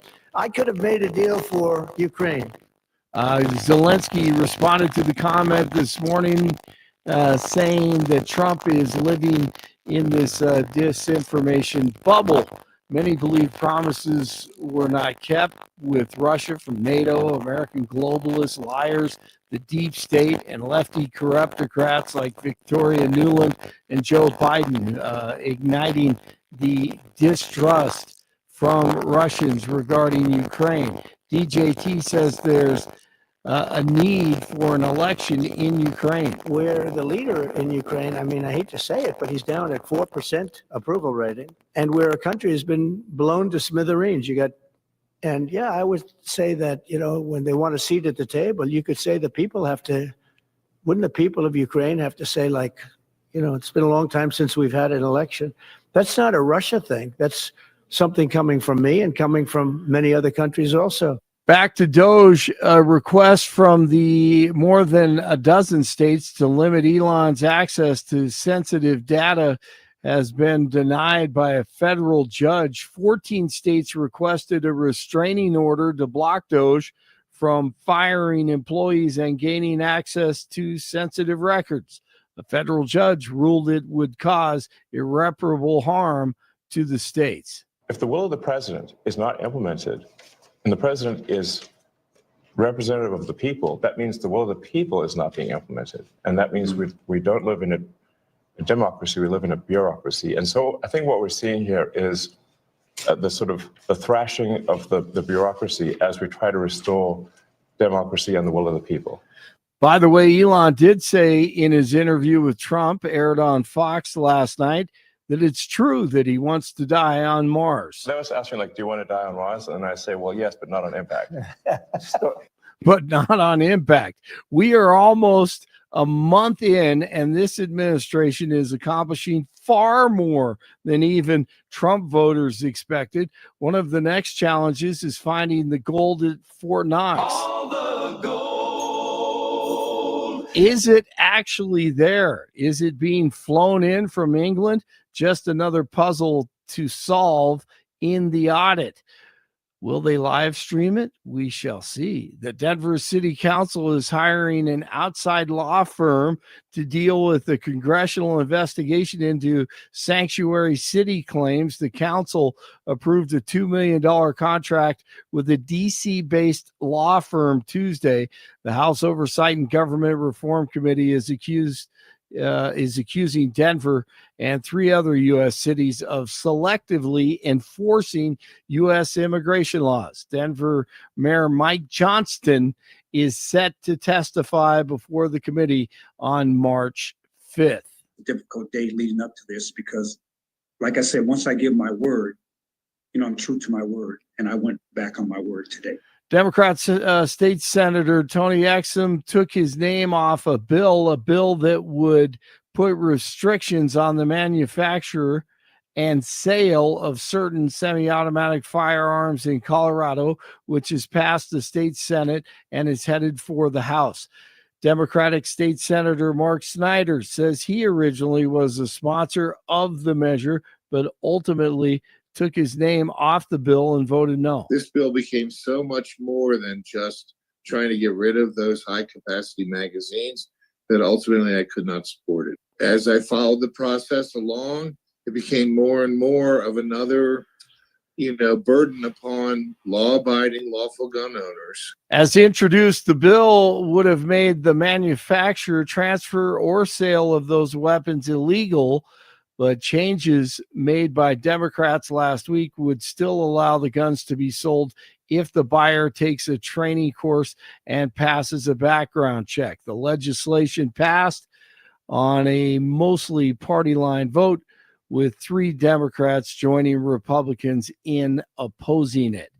The NFL will return to Brazil, and 20 will be the designated home team, with their opponent to be announced later this spring. The game will be played on September 5th, the night after the season kicks off in Philly. 3 below in Lone Tree, 2 below in Westminster. It is 1 below in Denver. Jeff and Billy continue. Reminded us all through their excellence that nothing is possible when we work together as a team. Yes, Blake Olson, News Talk 710 KNUS.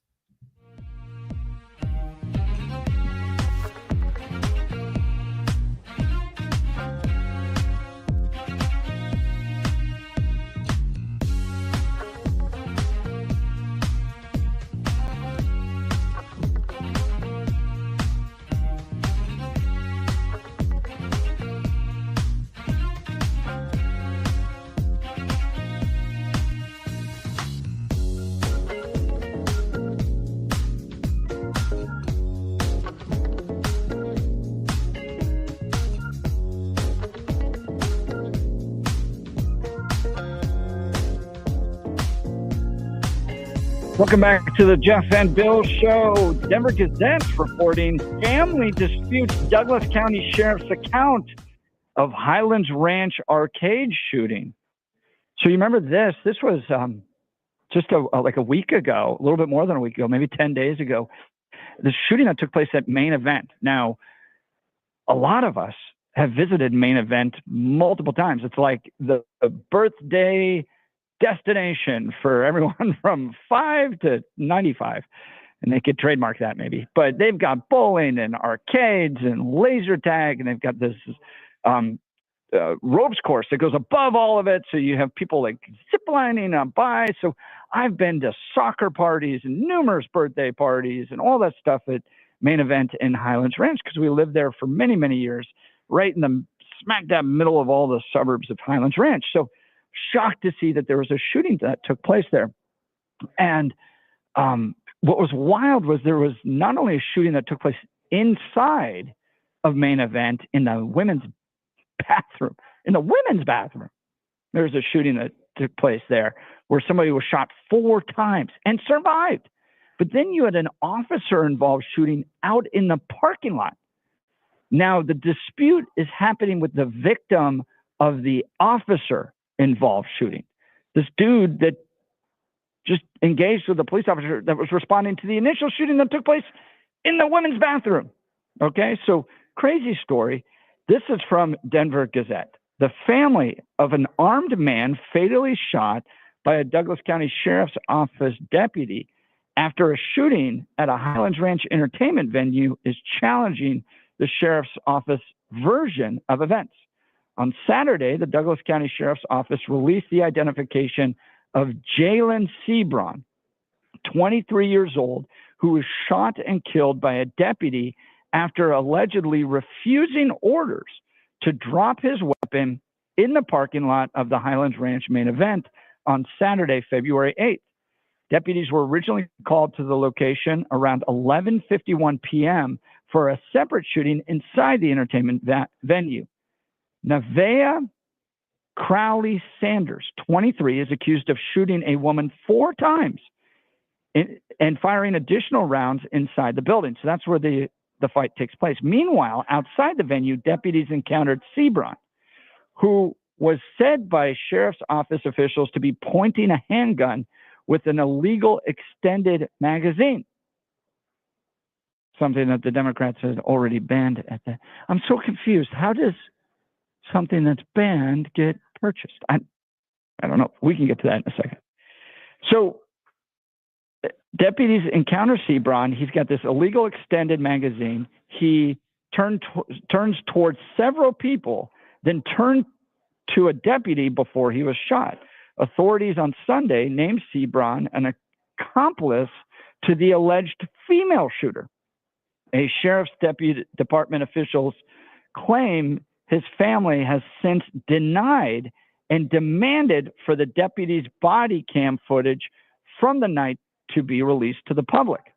In a news release Monday, civil rights attorney Tyrone Glover, Attorneys for Justice. By the way, I've outreached to Tyrone Glover, the Attorneys for Justice, who's representing the man that was killed in the parking lot, to come on the Jeff and Bill show. He's welcome to. Love to hear their side of the story. Argued that the deputy's decision to open fire was unjustified.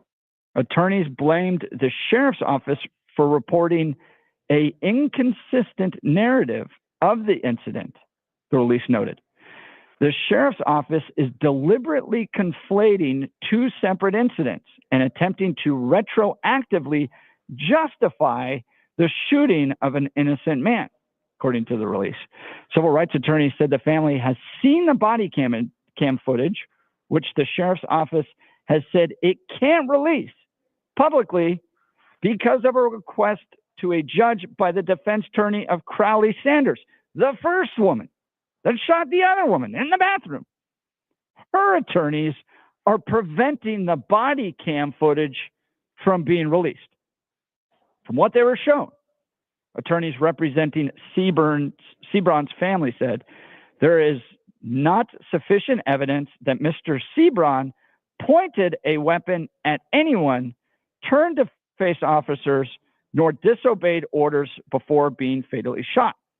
Douglas County Sheriff's Office officials said Sunday they want to release the body cam recording to maintain transparency, and that's usually department policy with officer-involved shootings.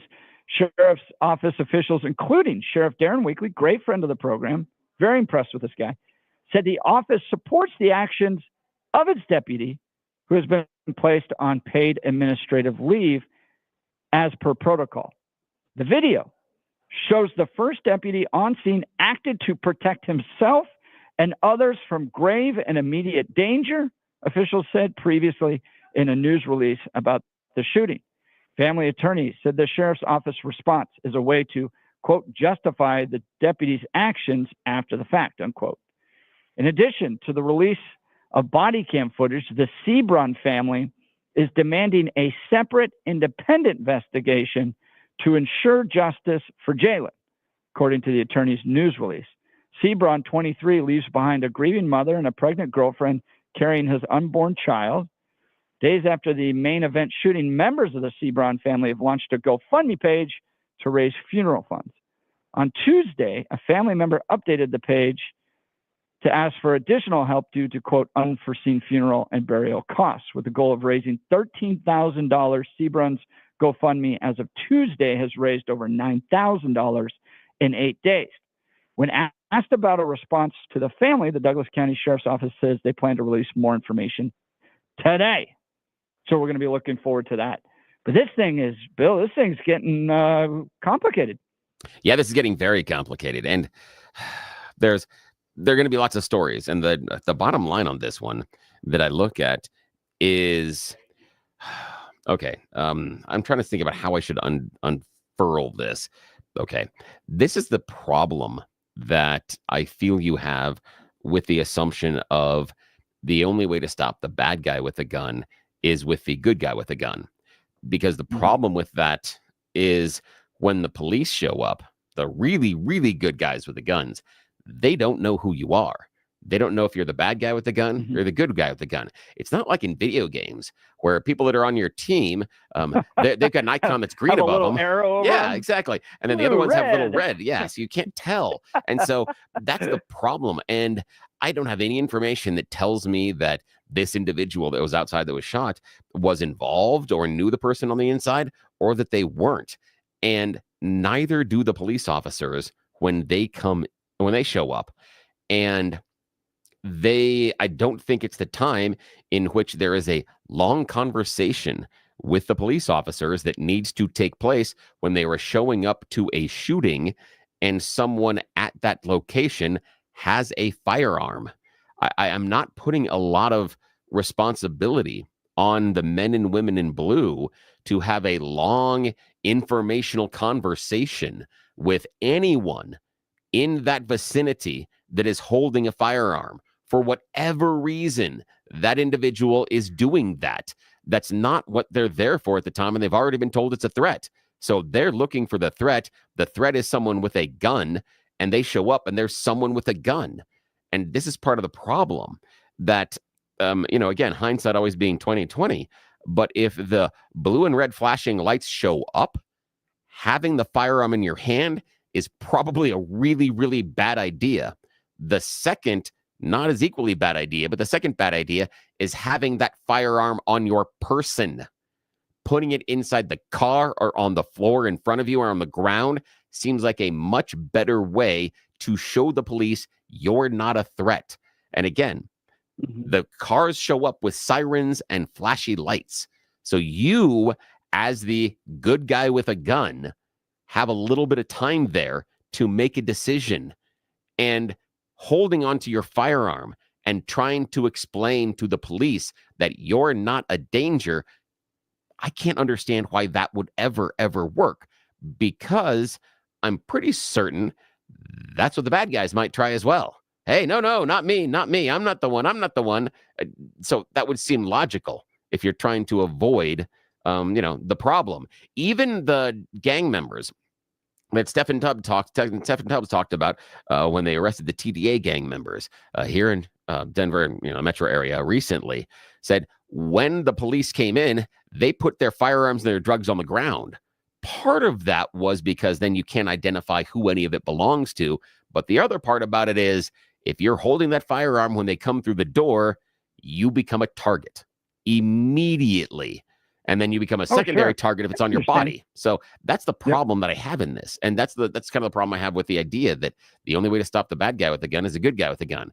Because the people that are there to stop it all the time, law enforcement, got a problem there. But the good guy was the law enforcement too. Yeah, absolutely. I'm intrigued by the connection between the guy in the parking lot and the woman in the bathroom. Because sheriff's deputies, Douglas County sheriff's deputies, have said that they were connected, or at least hinted to the idea that there was somehow a relationship or some connection between the dude in the parking lot with an extended magazine. By the way, this goes back to our earlier conversation, Bill. Who owns extended magazines in Denver right now, or in Colorado? Those have been banned since 2013. Yeah, 2014. So going back to the point that law-abiding citizens follow the law. So is this guy a law-abiding citizen with a grandfathered-in extended magazine that was just doing his concealed carry duty, heard some gunshots, and was going to help the people of Main Event? Or is this guy breaking the law already with extended magazines, and that's indicative that he might be breaking the law in other areas? And I might put a third option in there, is that he could be in the parking lot and hears shots fired on the inside, and he may not be rushing towards the danger. He may just be, well, if that person exits and takes aim at me, I'm going to defend myself. He may not be the guy rushing towards the danger in order to stop what's going on. He may just be there and have pulled his firearm for personal safety. He may not have ever wanted to get involved. So there are several different choices here. But the one choice that I don't think exists on the table when the cops show up is having a conversation about them on whose side you're on. That's not the time to have that conversation. Right. That is right. Just drop it. It's like when you get pulled over too. Deal with all of the other stuff later once the emotion settles down, right? And you got to be wary of that fact that if there's a shooting taking place, because there was that guy. This was before I was a news hound like I am now, but there was that guy that got killed that I feel like all my libertarian friends knew, and he was responding to an active shooter, and the police mistaked him. This was up in Arvada, mistook him for the active shooter, ended up killing him. And he was actually trying to respond to help people. So you got to be wary of that. Text message here. Also keep in mind that this may be an effort to engage in basically a lawsuit against the community. And post George Floyd state level civil rights lawsuits, they say, can be dismissed as a result of a nuisance settlement, like just settled as a result of, we just want this to go away and we don't have to litigate it. Or if the Douglas County Sheriff deputy happened to be in the wrong, then it could get very expensive for the county itself. So there may be a motivation to just get the basics going of a lawsuit here. Yeah, and information that kind of just popped up offline a little bit said that there is a connection, at least between the guy in the parking lot and the person inside, that they're stepbrother and stepsister. So that would even make it more interesting. Really? Yeah. But that's not what the family says. Not so far, but that's the information I have, offline so far. And I trust the source. And so the thing for me is, that is really, really weird. If they were stepbrother and stepsister, that's a strange. It's a strange set of circumstances. Not that they wouldn't be at the same place at the same time, but it would be strange that while one of them was involved in a shooting inside the facility, that the other one would be outside with a firearm at the same facility. That is just the number of things that have to line up for all of that to happen at the same time mathematically is really kind of shocking. That's really, really unusual.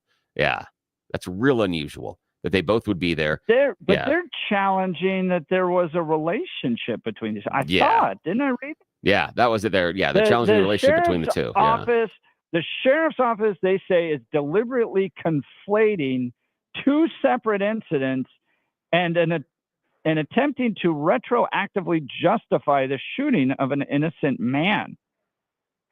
Yeah, and so I'd be curious about how are you how do you charge somebody with conflating, not legally charged, but claim? How can you claim that Douglas County is conflating things if there is a you said stepbrother? Yeah, stepbrother. That's the information that I've got. Yeah, stepbrother, stepsister relationship between the two of them. That's a weird one because, why were they there? Again, they can do that. I've gone places, even when randomly, at a bar or something, someone like, hey, my stepbrother, my stepsister's just shown up. That happens.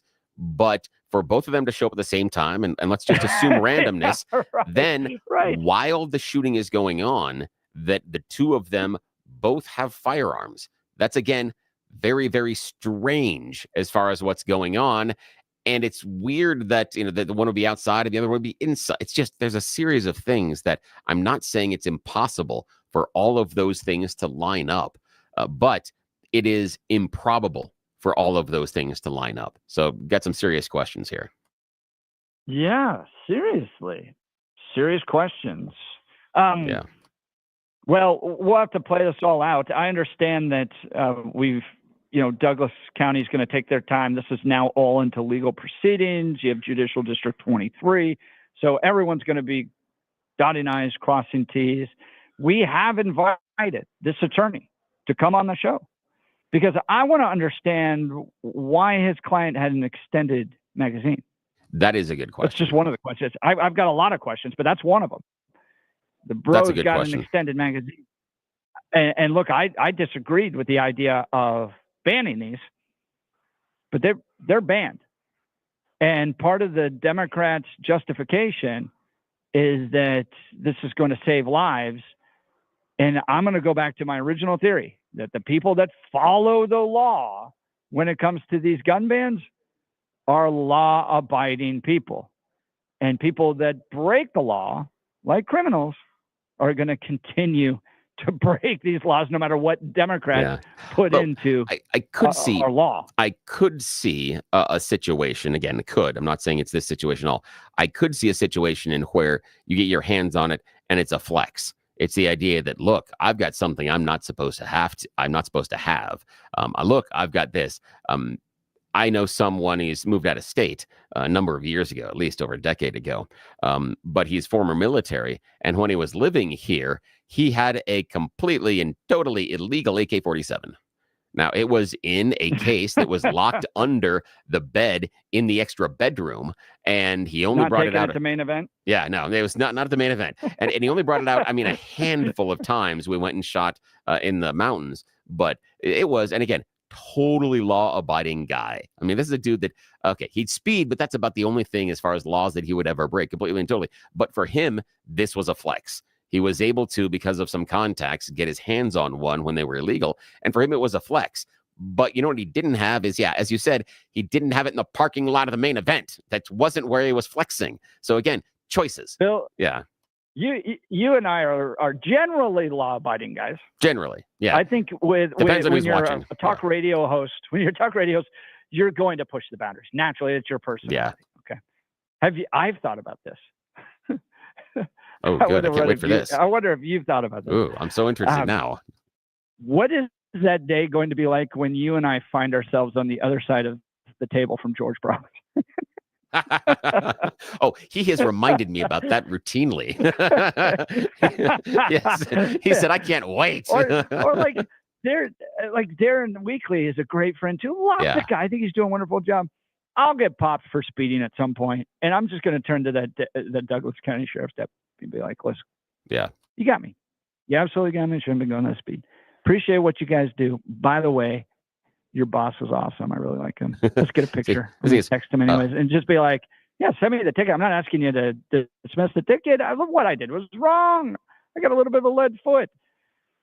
But that's going to happen. Oh, it is. And it's a funny stage of life to find yourself on the other side of the table from guys you respect, love, and think are doing a great job. And you're like, yeah, I got a penalty to pay. Oh, so go ahead and just great friend of the show. A great friend of the show, Sheriff Steve Reams, has reminded me that if I had ever if I'm ever found and I'm breaking the law inside of his jurisdiction, he's going to recommend the extra thorough cavity search just to make sure. And again, he's teasing me. At least I'm hoping he's teasing me. But but I get it. Well, another great guy that we love out there is Mitch Floria with the Art of Granite. Look, are you tired of those big box kitchen and bathroom remodels that promise savings but just deliver headaches? Limited choices, hidden costs, and cookie cutter designs. There's a better way. Discover the Art of Granite, where your dream kitchen or bathroom becomes a reality.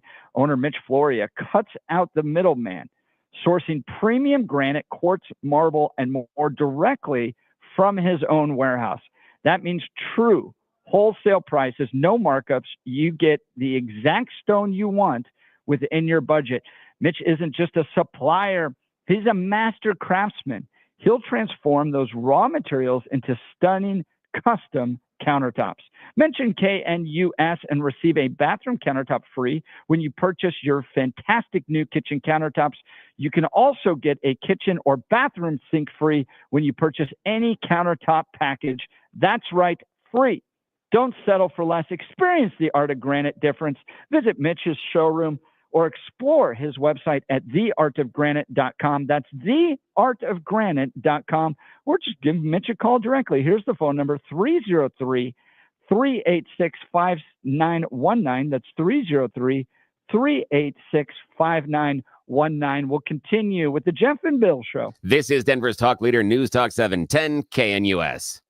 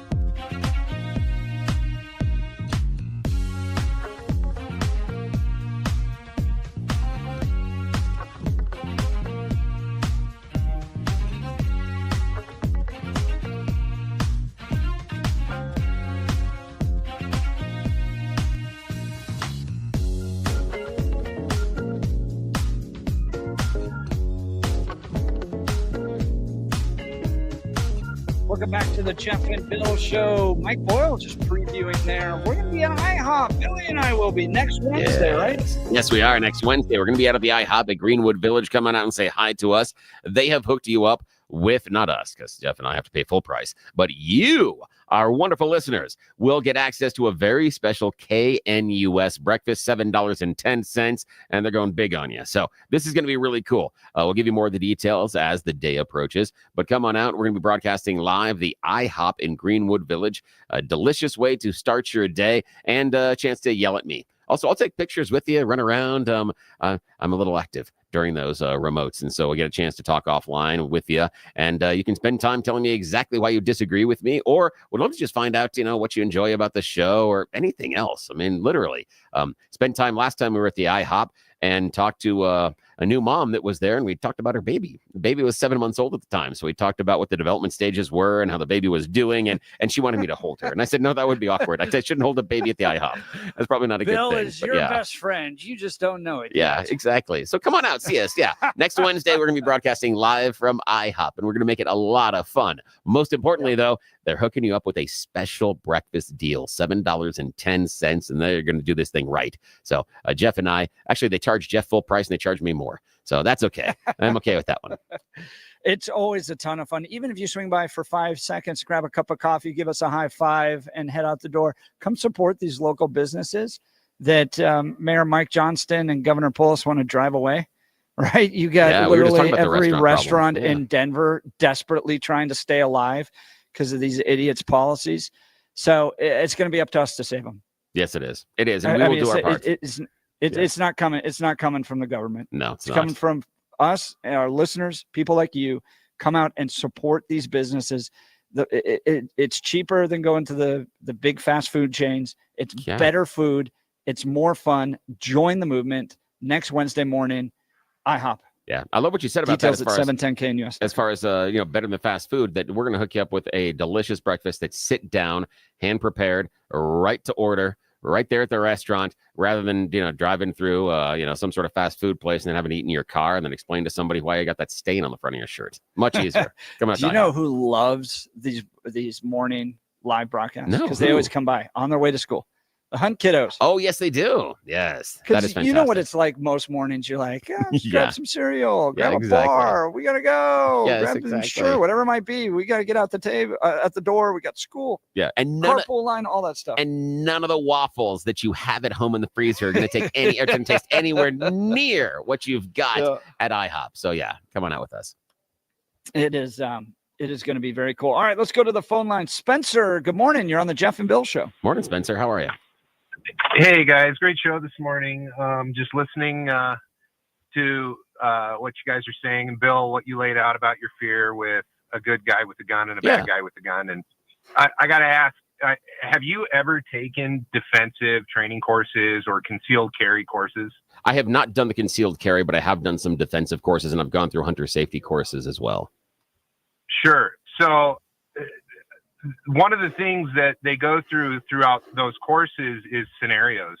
Yeah. And that exact scenario of you're forced to pull your gun to defend yourself and the police come, right? This is something most gun owners have thought about or think about and fear. I got to pull my gun out. I got to defend myself. What comes next? And one of the things they train us in is you don't put your gun away until the threat is neutralized. And then when the police are arriving, you put that gun on the ground, you put it in the front seat, and you put your hands in the air. And it's I guess the best way to describe it is that you just don't know how the police are going to react. So you need to assume that they're going to assume you're the bad guy. Yeah. So that's right. for a lot of gun owners, we are trained in this and we talk about this stuff. One of the biggest ones I don't think that ever gets discussed is when you're shooting at somebody, you're responsible for whatever's behind them. Yep. Yeah, because those bullets don't just stop. Yeah. Yep. Exactly right, which is why we use hollow point rounds, because full metal jackets will pass through an object and hit an object behind it. A hollow metal round will stop. Yeah. So Spence, I want to ask you about you're reading the news articles about what happened at the main event. What's your gut tell you? You know what? I don't have an opinion. I'm waiting for more information. Yeah. And I think that's the responsible thing to do, is not sit here and jump to conclusions, but to understand that, you know, this is the greatest fear that a lot of us have in defending ourselves. What happens to us after? Yeah. And I mean, what Spencer, do we do to avoid that? Your call is very timely, and it's important for everybody to know this. That, like, look, a lot of us that are concealed carry members, people that have gone through the process, we do it to protect our loved ones, right? So it's we want to be there to provide that defense. God forbid anything ever happens to them. So, and with that, to your point, exactly, Spencer, you got to have the responsibility that if law enforcement's involved, that gun is going right on the ground, hands up, walk away.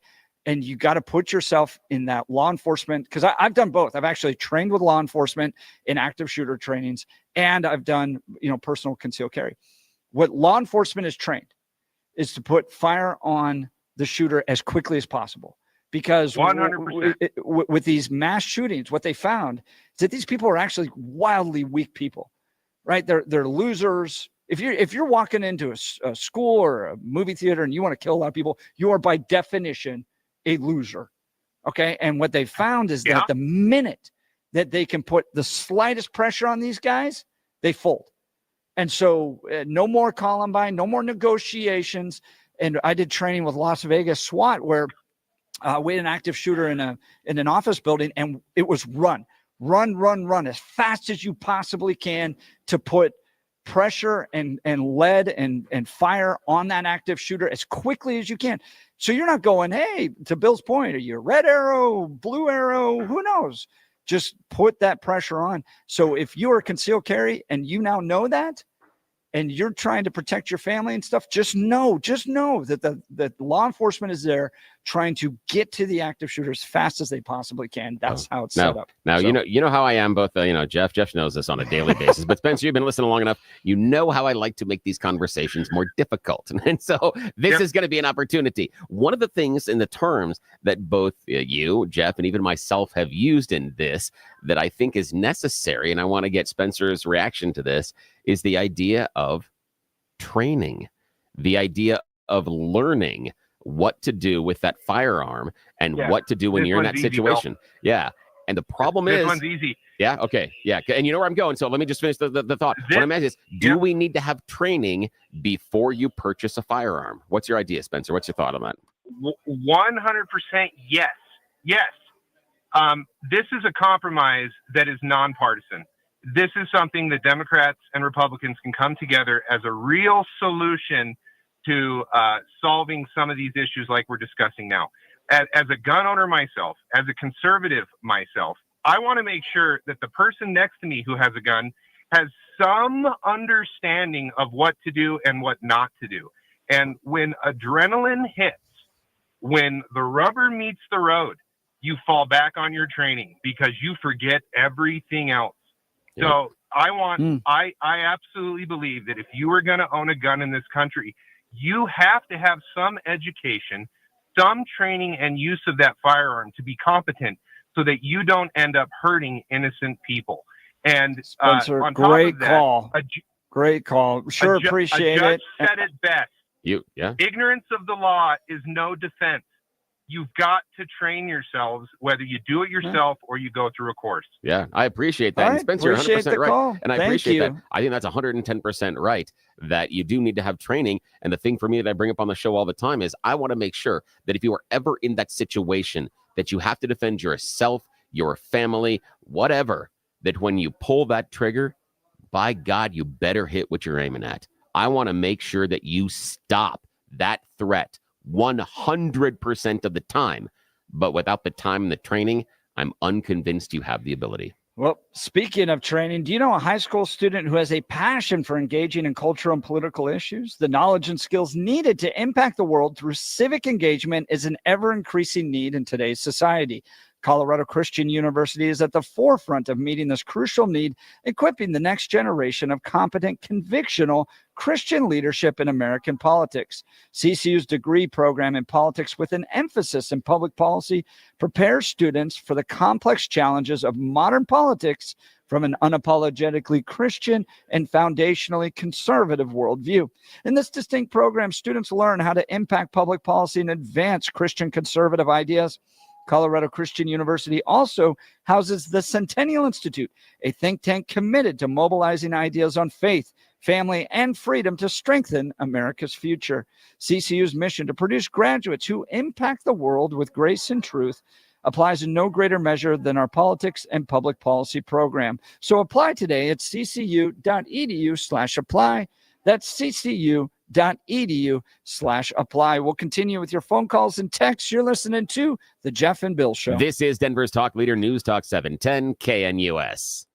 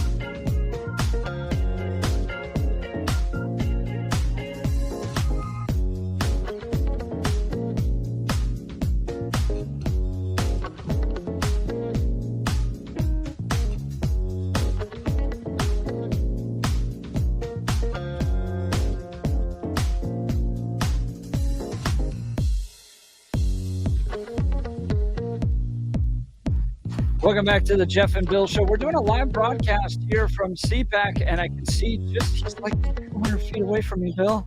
Yeah, who is it? He's there. It's Mike Lindell. Oh, you got to get us free pillows. He could I sign know them he's and getting everything. his booth all set up. He's Oh, my over there goodness. talking to his staff. He's pointing, going a little bit of this over here, a little bit of this over there. Free pillows, free Dude, pillows, free Bill, pillows, this free is why pillows. you would thrive here. I would be such a nuisance. You'd run right up. You'd take some pictures. You'd have some yes, I would. conversation. Everybody would love you. Yes, I would. I would be such a nuisance. So I go to progressive conferences and protests, and they literally chase me around. Yeah. Yelling, I would be chasing them. This guy asked gotcha questions. Yeah. And then you would be here and they'd love you. Yeah, I'd be chasing them around. Wait, where are you going? Come back. We're just friends now. Come on.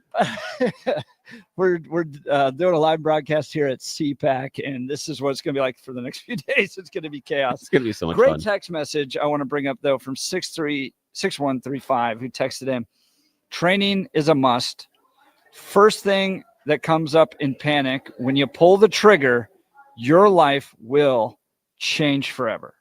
Ooh. You need, and then also a reminder to sign up for, and I don't know if you know this, Bill, but they have these like lawyer groups you can sign up and get a membership with. And if you ever, God forbid, have to pull your trigger in a self-defense, you want lawyers on your side, like immediately. You just got to get a legal team on your side. So they're recommending U.S. Shield, I think. That is U.S. Law Shield. U.S. Law I've heard about that. Yeah, they're good good. Reminder. They're solid. And again, I appreciate the text messenger, and I love that phrase about the idea that you have to know that for whatever reason, when you pull that trigger, your life is going to change forever. That's fantastic. That is such a wonderful reminder, and it boils it down because it's true. It's absolutely 110% true. Even if you're a Denver Broncos player hanging out in the club. Yes. And you pull the trigger. Nice job. it just shoots into the floor. Your life will change forever. Forever, my friend. Absolutely. That's a great text message. I appreciate that one. That's cool. Good one. Thank you, 6135. So coming up in the next hour, we're going to talk with Sarah McLaughlin. She's senior scholar of global expression for the Foundation of Individual Rights and Expression. This is a big deal. Free speech is the top debated thing happening right now with J.D. Vance and Elon Musk in Europe and the future of Germany. All that stuff is centered around free speech. You're not going to want to miss this conversation. You're listening to The Jeff and Bill Show. We are 710 KNUS.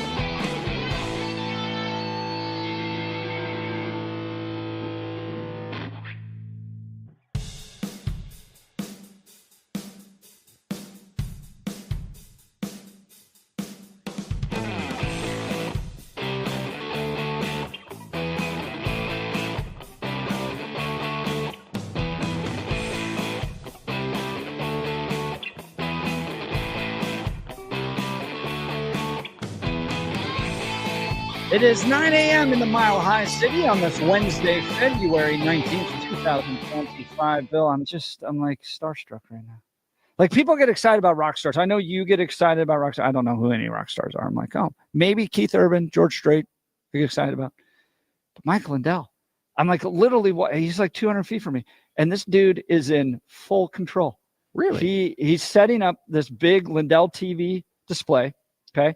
He's got about a staff of 4 or so with him. Dude is like picking up and moving things around. He's talking to folks. He's like, this is how it needs to look. It's just he's not just showing up. He's not just like, hand me a mic, I'm going to talk to people. No, he's like, dude is all about presentation, making it look good. And as soon as the show's done, if he's still there, which he might not be in an hour, I'm going to go grab my little camera and I'll be like, dude, thanks for advertising on our show. Oh, yeah. Because you just heard it. You just heard it right there. Yeah. We couldn't do the show without him. So tip of the hat to Mike Lindell. Ask him for a free maybe pillow. I could go down and see him in a second. But I'm a little starstruck here. We're broadcasting live from CPAC right now in Washington, D.C. Bill wants free pillows. Yes, I want the free stuff. That's all I want. That's right. I'd be one of those people. And I'm happy. CPAC. I I'd go have booth some to of my booth. pillows. What do you have for free? Yeah, right. I'd be that person. Just for fun. Just to see. We're doing our live broadcast for the remainder of the week from the Conservative Political Action Conference in Washington, D.C. It is kicking off. People walking by saying hi. It's a ton of fun. And I'm a little starstruck. This is how excited I get. I wish I could have gotten Mike to the Western Conservative Summit. I'm trying to think if we invited him. I think we did. Not the easiest guy to get a hold of, but I think we did.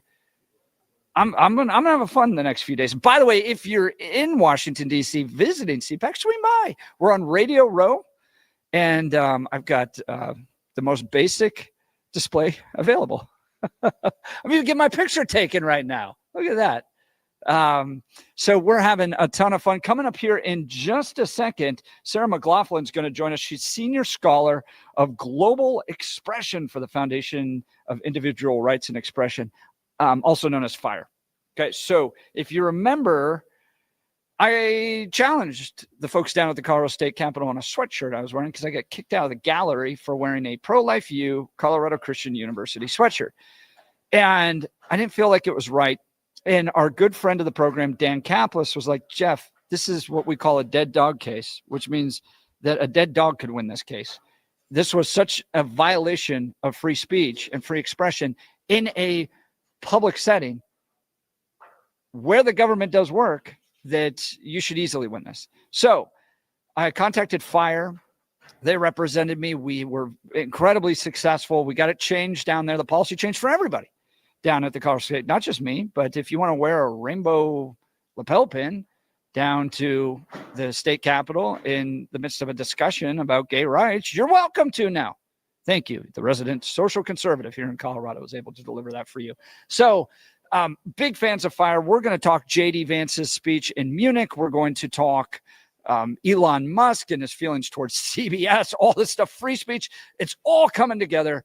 And the best people out there are FIRE, the Foundation for Individual Rights and Expression. So you're not going to want to miss this.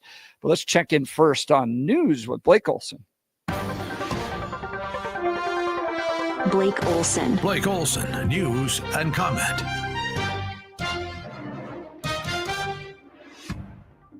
Thanks a lot, Jeff. And Billy, 1 below and partly cloudy in Denver, expecting a high of 26 today. The 7-10 5-day forecast coming up. Our top story, new highway signs honoring Kendrick Castillo, who died trying to save his fellow students' lives at the STEM school shooting in Highlands Ranch in 2019, are going up on C470. Awesome. Aren't those awesome? Dude, it says K Castillo Way. I saw a picture that John posted today. Yeah. So if you don't know who Kendrick Castillo is, I'm going to take every opportunity to talk about him. Every opportunity. Doubt. Because this is what we should raise our sons to be like. Absolutely. Okay, and I've got 3. And John and Maria Castillo should always be honored for what they did with Kendrick. So Kendrick was the student at the STEM shooting that took place in Highlands Ranch that threw the perpetrator, one of the shooters, there were 2 of them, threw one of them up against a wall when he entered the classroom with a gun. and was shot in the stomach defending his friends. Okay. We just went through a whole conversation talking about what would you do in an active shooter scenario, and you resort to your training. Okay. We just talked about that. Think about the training that went into this young man by his parents to attack a perpetrator like that, right? Go like at it, defend your friends, sacrifice your own life for the safety of your classmates. That was core to who Kendrick was. He is an American hero. Yep. And John and Maria Castillo should be lauded and celebrated for the great son they raised. And the fact that Douglas County has now renamed Lucent Highway, or Lucent Boulevard, which the company's not even there anymore. Sure. After Kendrick Castillo was an incredible decision. I fully appreciate it. And I hope that every parent that drives by and sees that and their kids go, who's Kay Castillo? Can talk about no doubt who Kendrick Castillo was and why we should all aspire to be as brave and sacrificial as that young man was. Oh, thank you for bringing it up, brother. Absolutely, I love that. I do too. I do too. Unbelievable people. My kids went to school down the street at Ben Franklin Academy. So, yeah, I mean, Kendrick Castillo is a hero to them because all the kids in that area know the name, and now we'll know forever. So you are exactly right. Kids, tell your grandkids kids about it. That's right. 100%. Share that story. That becomes the model that we should all aspire. Absolutely. Love it. President Trump is attending a Saudi investment conference on Miami Beach. He's expected to speak at the Future Investment Initiative event and gather with leaders, investors, and policymakers. Miami Beach police are warning residents to expect traffic delays, of course. 47 is suggesting Ukraine should have never started the war with Russia. Trump made the comment while addressing Ukraine President Zelensky's complaints about his country not being included in the talks with Russia Tuesday. I heard, well, we weren't invited. Well, you've been there for 3 years. You should have ended it 3 years. You should have never started it. You could have made a deal. I could have made a deal for Ukraine. Zelensky responded with the comment this morning saying Trump is living in this disinformation bubble. Russia invaded Ukraine in February of 2022, and they haven't held an election, something the war machine just loves. We're the leader in Ukraine. I mean, I hate to say it, but he's down at 4% approval rating, and where a country has been blown to smithereens. And yeah, I would say that, when they want a seat at the table, you could say the people wouldn't the people of Ukraine have to say, it's been a long time since we've had an election. That's not a Russia thing. That's something coming from me and coming from many other countries also. DJT trying to spread peace and end a war. Caroline Leavitt, press secretary. You have to speak to both sides of the war in order to truly negotiate a deal and problem solve. And this is a significant first step towards peace. Again, when the previous administration had no negotiations, no discussions, really no diplomacy in this effort, President Trump and his team are taking significant steps with just being here for 4 weeks. Trump and Elon in an interview on Fox that was recorded a couple of days ago. It aired last night discussing Doge. You write an executive order and you think it's done. You send it out. It doesn't get done. It doesn't get implemented. They don't implement it. Maybe they're from the last administration, and they are in some cases. You try and get them out as fast as you can. But as soon as he said that, I said, that's interesting. You write a beautiful executive and you sign it and you assume it's going to be done, but it's not. What he does is he takes it, and with his 100 geniuses, he's got some very brilliant young people working for him that dress much worse than him, actually. Yeah, they dress in just T-shirts. He really is. He gets it done. You get a lot of tech people, and you have people that are good with tech, but he gets it done. Kansas lawmakers are pushing through a bill that would ban transgender health care, quote unquote, for minors. Last year, Democratic Governor Laura Kelly vetoed a bill that would have banned hormone therapy, puberty blockers, and gender affirming surgery for people younger than 18. On Tuesday, Republicans in both the Kansas Senate and the House voted to overturn the veto, allowing the ban to go into effect. Government shutdown, government shmutdown.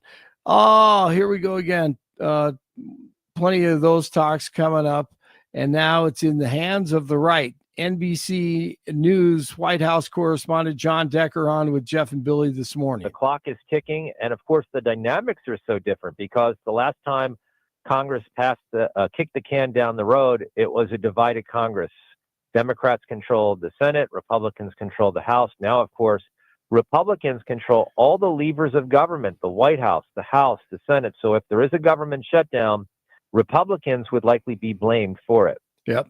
Jeff, if you're listening, go over and get Mike Lindell and get him on the show and talk to him about the FBI stalking him and following him. That story is amazing. 3 in Highlands Ranch, 2 below in Aurora, and 1 below in Denver. Jeff and Billy continue. Do you like Elon Musk? Yes. Well, yes. Yes, I do.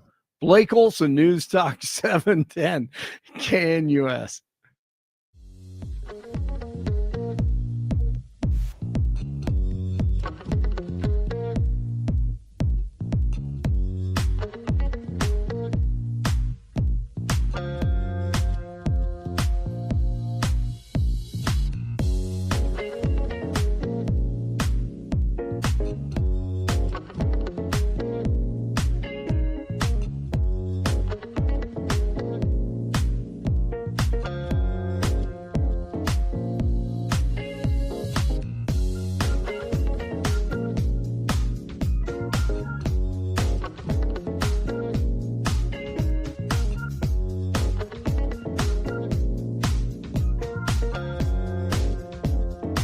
You know, I love this organization, the Foundation for Individual Rights and Expression, because when I needed help to defend my free speech rights, not just mine, but of all Coloradans, they came to the rescue and did an incredible job challenging some of the restrictions that were taking place down at the Colorado State Capitol on free expression. I mean, I wasn't even like shouting or chanting or anything. I literally walked into a room and got kicked out because of what was on my sweatshirt. And this was a public place where government work was being done. And my sweatshirt said Pro-Life U, Colorado Christian University. It was crazy. But thankfully, fire came to my rescue, defended my rights, secured free speech rights for all Coloradans to be able to go down to the Capitol and wear a T-shirt, a sweatshirt that, as long as it's respectful, doesn't violate the protocols of the gallery. You can now go do that because of fire. So with all of the conversations happening around free speech, J.D. Vance's speech in Munich, challenging Europe that the enemy was not China, Russia, but the enemy that concerns him the most is from within, and threats to free speech there. CBS News saying that the Holocaust was caused because of free speech. And then you even have Elon Musk and others going, well, maybe CBS needs to lose their license over what they did with the 60 Minutes video and Kamala Harris. I just wanted to ask, who's the best to help us navigate all that? Sarah McLaughlin, senior scholar of global expression with the Foundation for Individual Rights and Expression. Sarah, thank you so much for taking time to join the Jeff and Bill Show. Yes, thank you. Thanks for having me on the show. I appreciate it. Well, let's talk first J.D. Vance's speech in Munich, the enemy within, the threats to democracy, or restrictions that are taking place in Europe around free speech. Give us your read on that. Yeah, I mean, Vance is absolutely right that there are very worrying restrictions across Europe when it comes to free expression. Internet speech, blasphemy. We're seeing in Sweden, in Denmark, in the UK, growing restrictions on people's ability to criticize, maybe in manner that isn't popular, that other people don't like, but nevertheless, clear expressions of criticism of religion. They're being censored. They're being silenced. In Germany, there was that CBS segment recently about German prosecutors who, frankly, seemed very amused by the speech restrictions that they were enforcing on German citizens. So I think J.D. Vance has a lot right there. I'm very worried about speech in Europe. I think there are a lot of deeply troubling restrictions that are clearly stopping Europeans from expressing their political and religious opinions. But if there is one thing I would note, I do have some concerns about J.D. Vance's good points about speech in Europe not really matching the rhetoric and actions here at home of the administration he's in. So there's a lot going on with that speech to discuss. Well, let's explore it. Let's start first with Germany and CBS News saying that free speech caused the Holocaust. What I noticed was that FIRE, your organization, quickly responded and pointed out that no, there were actually a lot of restrictions on what Nazis were saying, and that almost created a backlash that benefited the Nazis. Help us understand that. Yes, there's something called the Weimar fallacy. It's this idea that free speech is what enabled the Nazis to commit horrific violations across Europe. That's not true. This idea that the Nazis weaponized free speech, if anything, they weaponized censorship. They weaponized this idea that they were being censored, they were being silenced, they were the lone truth tellers that no one was allowed to hear. So it's kind of backwards, that idea. And if you just do a quick review of the history, you'll see that there were a number of speech restrictions. Adolf Hitler was censored many times. Other members of the Nazi party were as well. So free speech is not what caused the Holocaust. And I think it's a really backwards and simplistic idea of history to have that takeaway from it. We're talking with Sarah McLaughlin. She's the senior scholar of global expression for the Foundation for Individual Rights and Expression, otherwise known as FIRE. Great organization defending free speech rights, kind of free speech purists all over the country and working internationally as well. You brought up the 60 Minutes special, and you picked up on something that I did as well, which was this bizarre gleefulness that the German prosecutors had when they were talking about charging folks, taking away their phones, the fines and penalties they had to pay around free speech violations. What's happening in Germany, and why did it seem like the prosecutors liked prosecuting people so much for free speech violations? Well, to me, what was one of the most disturbing parts of it,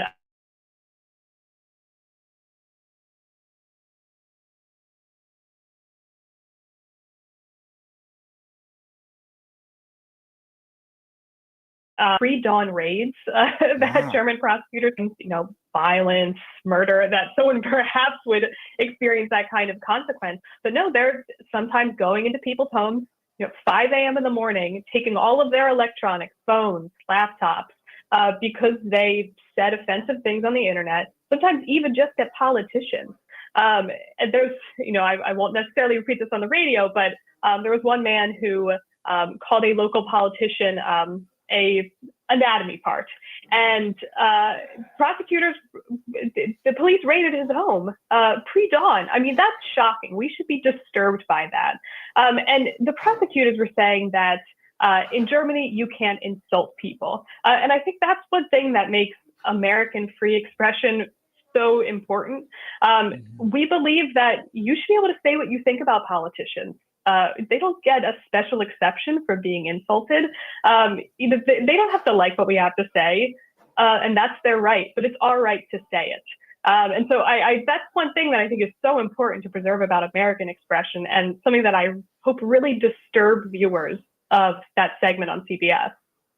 Talking with Sarah McLaughlin, senior scholar of global expression and Foundation for Individual Rights and Expression, otherwise known as FIRE. So help me understand where the line falls on all this, right? So the German prosecutors were saying, well, we need to have respect in the public square. You can't run around calling people male anatomy parts. That harms our culture. What about the importance of truth out there? We've seen lots of lawsuits in America over false claims and big payouts as a result of it. So how does a culture balance the importance and commitment to truth and respectability in the public square? Well, I think the U.S. gets a lot of this right. We understand that, true threats, harassment, these are things that, are not permissible in a free society. These are not things that people can just be permitted to say under the First Amendment. But we also protect a very wide range of speech because we understand that, the political speech environment has a lot of push and pull, and it's messy and it's complicated. And, maybe that's a good thing even. Maybe it's good for us to have the ability to say things that not everybody likes. Because 100 years ago, people were saying things that were very unpopular that we now recognize as good and noble and right. And so we need to understand that, what we think of as right now might change. And we need to have a little bit of free space in our society to be able to express those things, even when people don't like them, even when they're unpopular. Talking with Sarah McLaughlin, Senior Scholar, Global Expression for the Foundation for Individual Rights and Expression, otherwise known as FIRE. Let's talk about critiques FIRE may have towards the Trump administration now. Trump calling and Elon Musk calling out CBS and 60 Minutes for editing the response that Kamala Harris had to some of their questions, saying that, well, this is actual election interference by a, quote, news agency. And I come from the conservative world. We're at CPAC right now. Part of the critique that conservatives have had is organizations running out there saying they're news, but actually operating more like progressive activists and maybe even engaging in helping campaigns win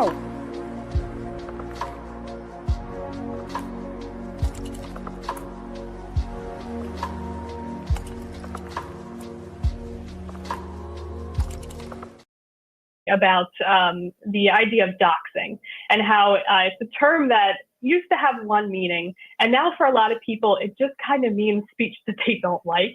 And I think there's something similar about the idea of election interference, that people have expanded this term so much to just mean speech related to elections that I don't like.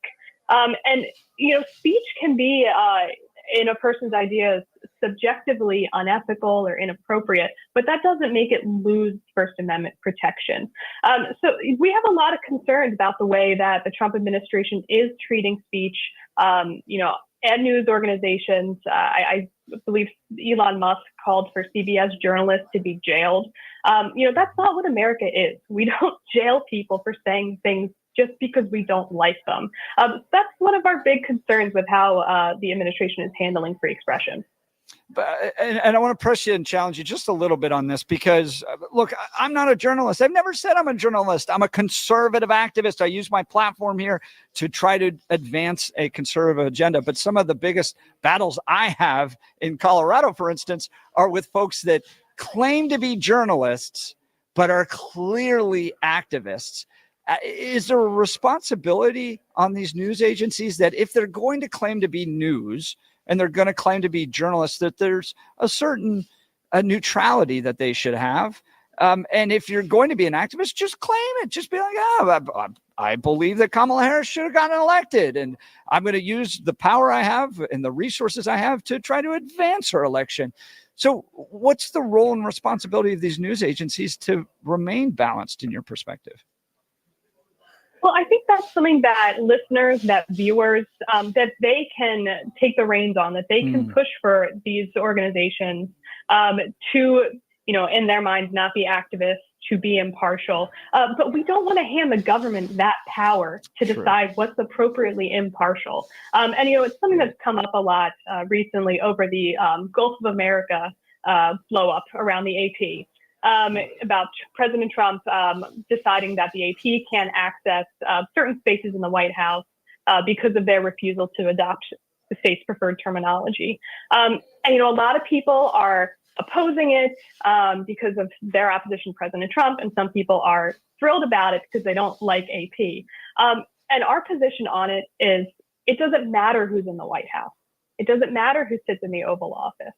Using these viewpoint-based censorship and restrictions on the press is a problem no matter who's doing it. And so that's why we think, having this nonpartisan perspective is so important, because we want this kind of thing to stop no matter who's doing it. Doesn't matter if it's Trump, and it doesn't matter if it's, the next president is a Democrat. Doesn't matter who's doing it. We think it needs to stop. We're talking with Sarah McLaughlin. She's Senior Scholar, Global Expression for the Foundation for Individual Rights and Expression. So now I'm going to kind of pull in some history with Germany and then what's happening in the United States around funding coming from the government towards things that should naturally be independent. So, for instance, part of the challenge, if you read your history in World War II with Germany, was that the pastor got their paycheck from the government, essentially. So that's why you didn't see a big response come from the church outside of a handful of folks that really pressed back and sought to stop that. But a lot of pastors were quiet because their paycheck came from the government. And that government leader happened to be Adolf Hitler at that point. So it's a disappointing time in church history, and disappointing is it's a horrible time in church history. We didn't stand up to defend our Jewish friends from what was taking place. Part of the critique coming from the conservative worldview is that you have money going to places like PBS, NPR, even Politico, and some of offices paying Politico. When you have government money going into some of these media companies, don't you think that creates a conflict with regards to free speech and whether or not they now can kind of guide these media organizations to say what they want? Maybe not directly. There might not be a memo coming out, but there can always be that threat of pulling funds. So when you look at the free speech landscape, do you think it's important to have independent speech from government funding?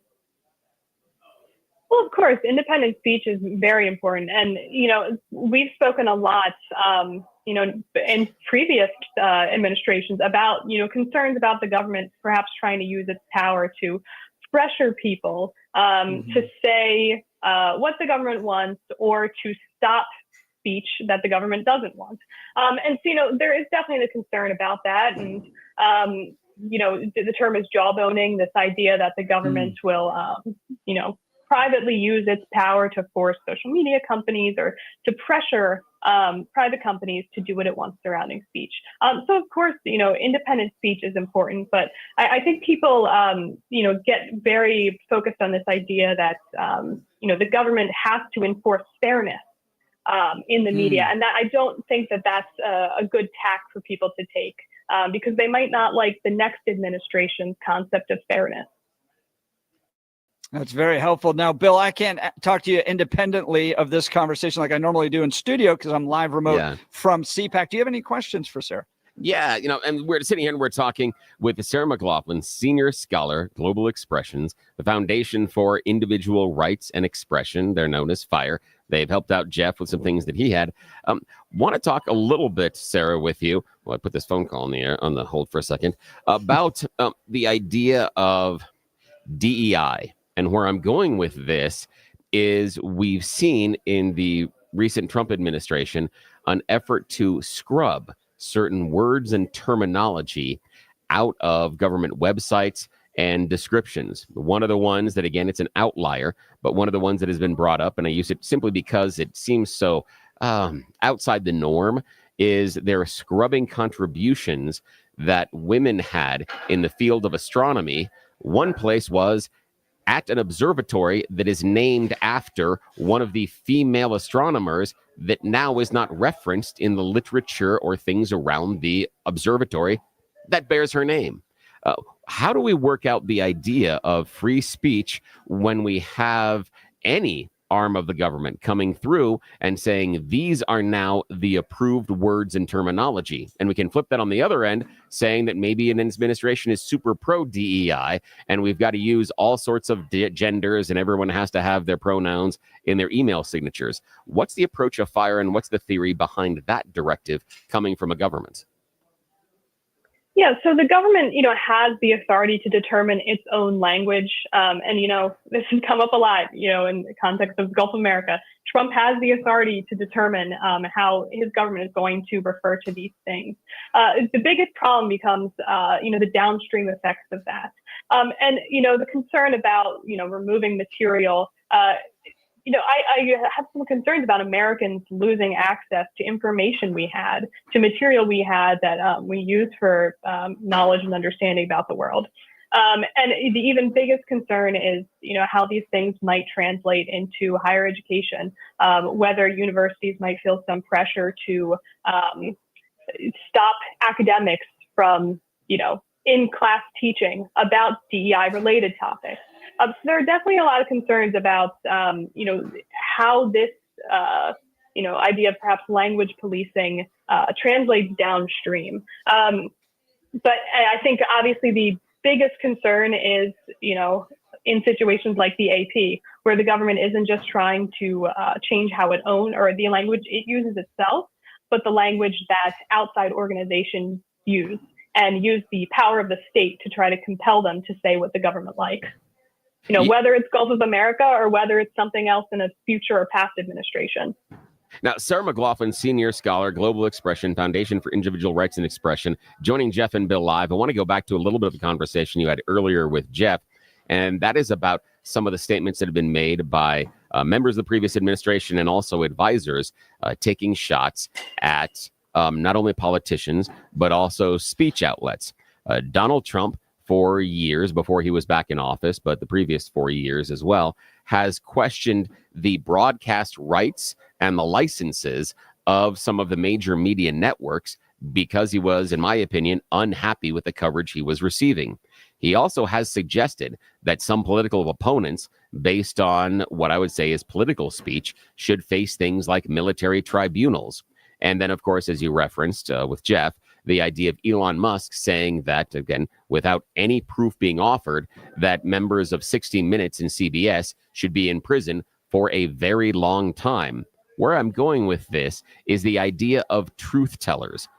Now, Sarah, have we gotten to a point where an individual defines what their own truth is? That we have gotten to a media landscape and a media point where truth is somewhat irrelevant, that we are going to make these decisions based on our own personal beliefs or politics and decide who the good guys are and the bad guys are and who's telling truth. You referenced the Nazis, and they became one of the reasons they were able to come to power was inside of the rise.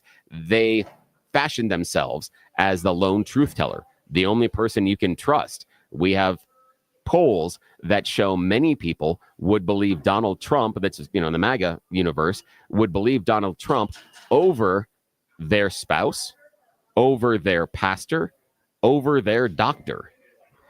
So how do we deal with this idea of truth no longer being immutable, but it is dependent upon a person's ideology and sometimes politics? Yeah, I think the degree of politicization around this is very unhelpful. But, people have always had the ability to determine truth for themselves. And sometimes, historically, that has gone very awry. But I think the biggest and most important thing here is, ensuring that we have free speech protections, because I know that censorship sometimes looks attractive to people because they look at this landscape and they see, oh my goodness, look at all these lies. Look at people who will just believe anyone who tells them they want to hear. I can tell you that I'm very confident that censorship is only going to make people more confident that they're being lied to, more confident that they need to seek out even more extreme sources that are perhaps even further removed from the mainstream. Censorship does not drive people to truth. It drives people to believe that everything they're being told is a lie.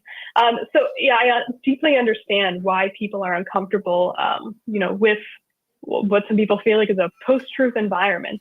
But I think free speech is still part of the solution to that. It's not going to be the cause of that environment. Oh, I so agree with you, because the idea, as soon as you start censoring those outlets, the question is always, well, why? What are you afraid of them saying? And the best way to reinforce truth and to free speech is to allow that speech with which you disagree with the most. That, for me, is the biggest test. Not is it the free speech of the people you agree with, but are you enough of a truth teller? Are you enough of a free speech advocate to actually defend the rights of the person you disagree with the most to say that very thing? Yeah, Sarah, I agree. And that's something that, No, did I please cut you go off? ahead. Please finish your sentence there. Go ahead. Yeah, absolutely. Well, that's something that we think is so valuable at FIRE. I know a lot of people think that it's harder to defend speech you disagree with, but honestly, if you approach it with that principle, it's kind of easier because you never have to pick and choose. Okay, we don't like this, but do we like this one even less? No, you don't have to make those calls. And you can just say, it's protected, it's their rights. It's as simple as that. And so when you remove yourself and your own personal beliefs and opinions from the equation, it's honestly a lot easier to defend free expression. They are the ultimate free speech organization. When I needed their help, they came to me, no questions asked. They didn't go, well, gosh, you're a really active social conservative, Jeff. I'm not sure we want to defend you. No, they were there. And I've often seen them come to the defense of people that I passionately disagree with on politics. But when you need free speech defended, FIRE is the organization to do it. Sarah McLaughlin, senior scholar, global expression for the Foundation for Individual Rights and Expression. Go to thefire.org. Give them some support. Donate them because they're doing great work to support free speech. So, Sarah, thanks so much for taking time to join the Jeff and Bill Show this morning. Thank you so much. This has been a lot of fun. Thank Appreciate you. your time. Appreciate it.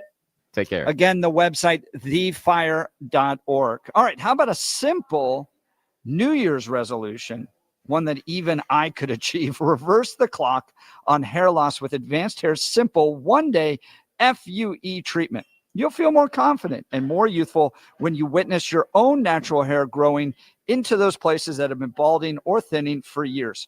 From Advanced Hair's breakthrough technology to their highly experienced team, there is no one I trust more for hair restoration than Advanced Hair Restoration. Their simple FUE treatment begins to regrow your own natural hair the very next day, and your new hair is backed by the Advanced Hair Guarantee. Simply put, Advanced Hair's exceptional standard of care makes your comfort and your results their top priority. Celebrate the beginning of an entirely new year with a fuller head of hair and get a free consultation. Guys, now's the time to do it. Get the hair done. I just had to go in and get a implant done on my teeth. You do this medical work in February so that come June and July, you actually get to enjoy the summer and you're not hiding away from a procedure or something like that, right? Get it done now. Your hair starts to regrow. So by the summer, you're going to look great. So get a free consultation, $250 off, and 250 free hair grafts. Call 720-459-HAIR. That's 720-459-HAIR. Discover what meeting your resolution could look like with the before and after pictures at advancedhair.com. That's advancedhair.com. You're listening to The Jeff and Bill Show. We are Denver's talk leader, News Talk 710 KNUS.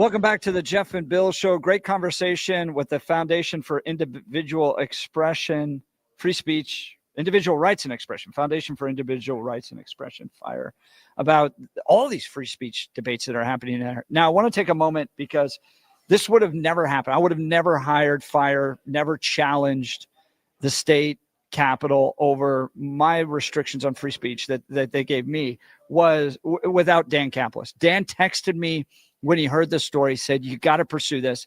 And I want to tell you about Dan Caplis. Okay. If you ever need Dan's help in an injury case, he is the guy you have to call. This guy is with us on the values. He's pro-life, pro-family, pro-America. And that matters because you want to go to battle, which these are battles with a person you can trust. Okay. But more than just being a great guy, he's a real winner in the courtroom. Like I went for the very best with FIRE. When you're in battle, you go for the best, and Dan Caplis is the best. He's believed to be the only lawyer in Colorado history to win 5 straight multi-million-dollar verdicts in Colorado crash cases. Dan is also believed to have won the largest truck crash verdict in Colorado history. In fact, Dan Caplis Law is so trusted that he's the official law firm partner of the Denver Nuggets and the Colorado Avalanche. Dan Caplis Law is a serious firm for serious cases. He accepts righteous injury cases on a percentage fee basis so that he can represent good people from all walks of life without regard to ability to pay. So if you need Dan's help, give him a call. Here's the phone number, 303-770-5551. That's 303-770-5551, or hit dancaplisLaw.com. That's Dan, C-A-P-L-I-S law.com. Let's go to the phone lines. Bill, we've got Johnny Denver. Good morning, Johnny. Yeah, good morning. Hey, I'm now following you on X. I went that's back great. and I listened to that video, and you sound like you were in the belly of the beast. I walked right into it. I wasn't that worried until the very end. It got a little tense. And so one guy in particular kept kind of bumping up against me. It felt like he was trying to get something started, but no, Libs of TikTok retweeting it today. So thank you, Libs for TikTok. That thing's going ultra viral. Last 350,000 views on this video interviewing folks at the anti-Trump rally. So go to x.com/Jeff Hunt to see it. You know what it reminded me of? It reminded me of being in high school, and I'm thinking like these are adults talking like this and not even thinking through their opinions, and because they live in this what I call the blue bubble. Yep. No one is ever challenging them to think beyond their rear end. Yep. That and they're in echo chambers. And I understand it too. They're in a march. They're with a lot of people. They're celebrating. And then in comes a guy with a microphone, starts asking probing questions. So it caught him a little off guard. But I thought we did it in a respectful way. It wasn't about demeaning anybody. It's about having a conversation. But Johnny, it means the world to me that you listen to that. Thank you, brother. All right, man. You keep it up, man, and God be with you. Oh, thank you. Have a wonderful day. And again, you can watch that video if you go to x.com/Jeff Hunt. All right. We're broadcasting live from CPAC. We're going to wrap up here in just a second. You're listening to the Jeff and Bill Show. This is Denver's talk leader, News Talk 710 KNUS.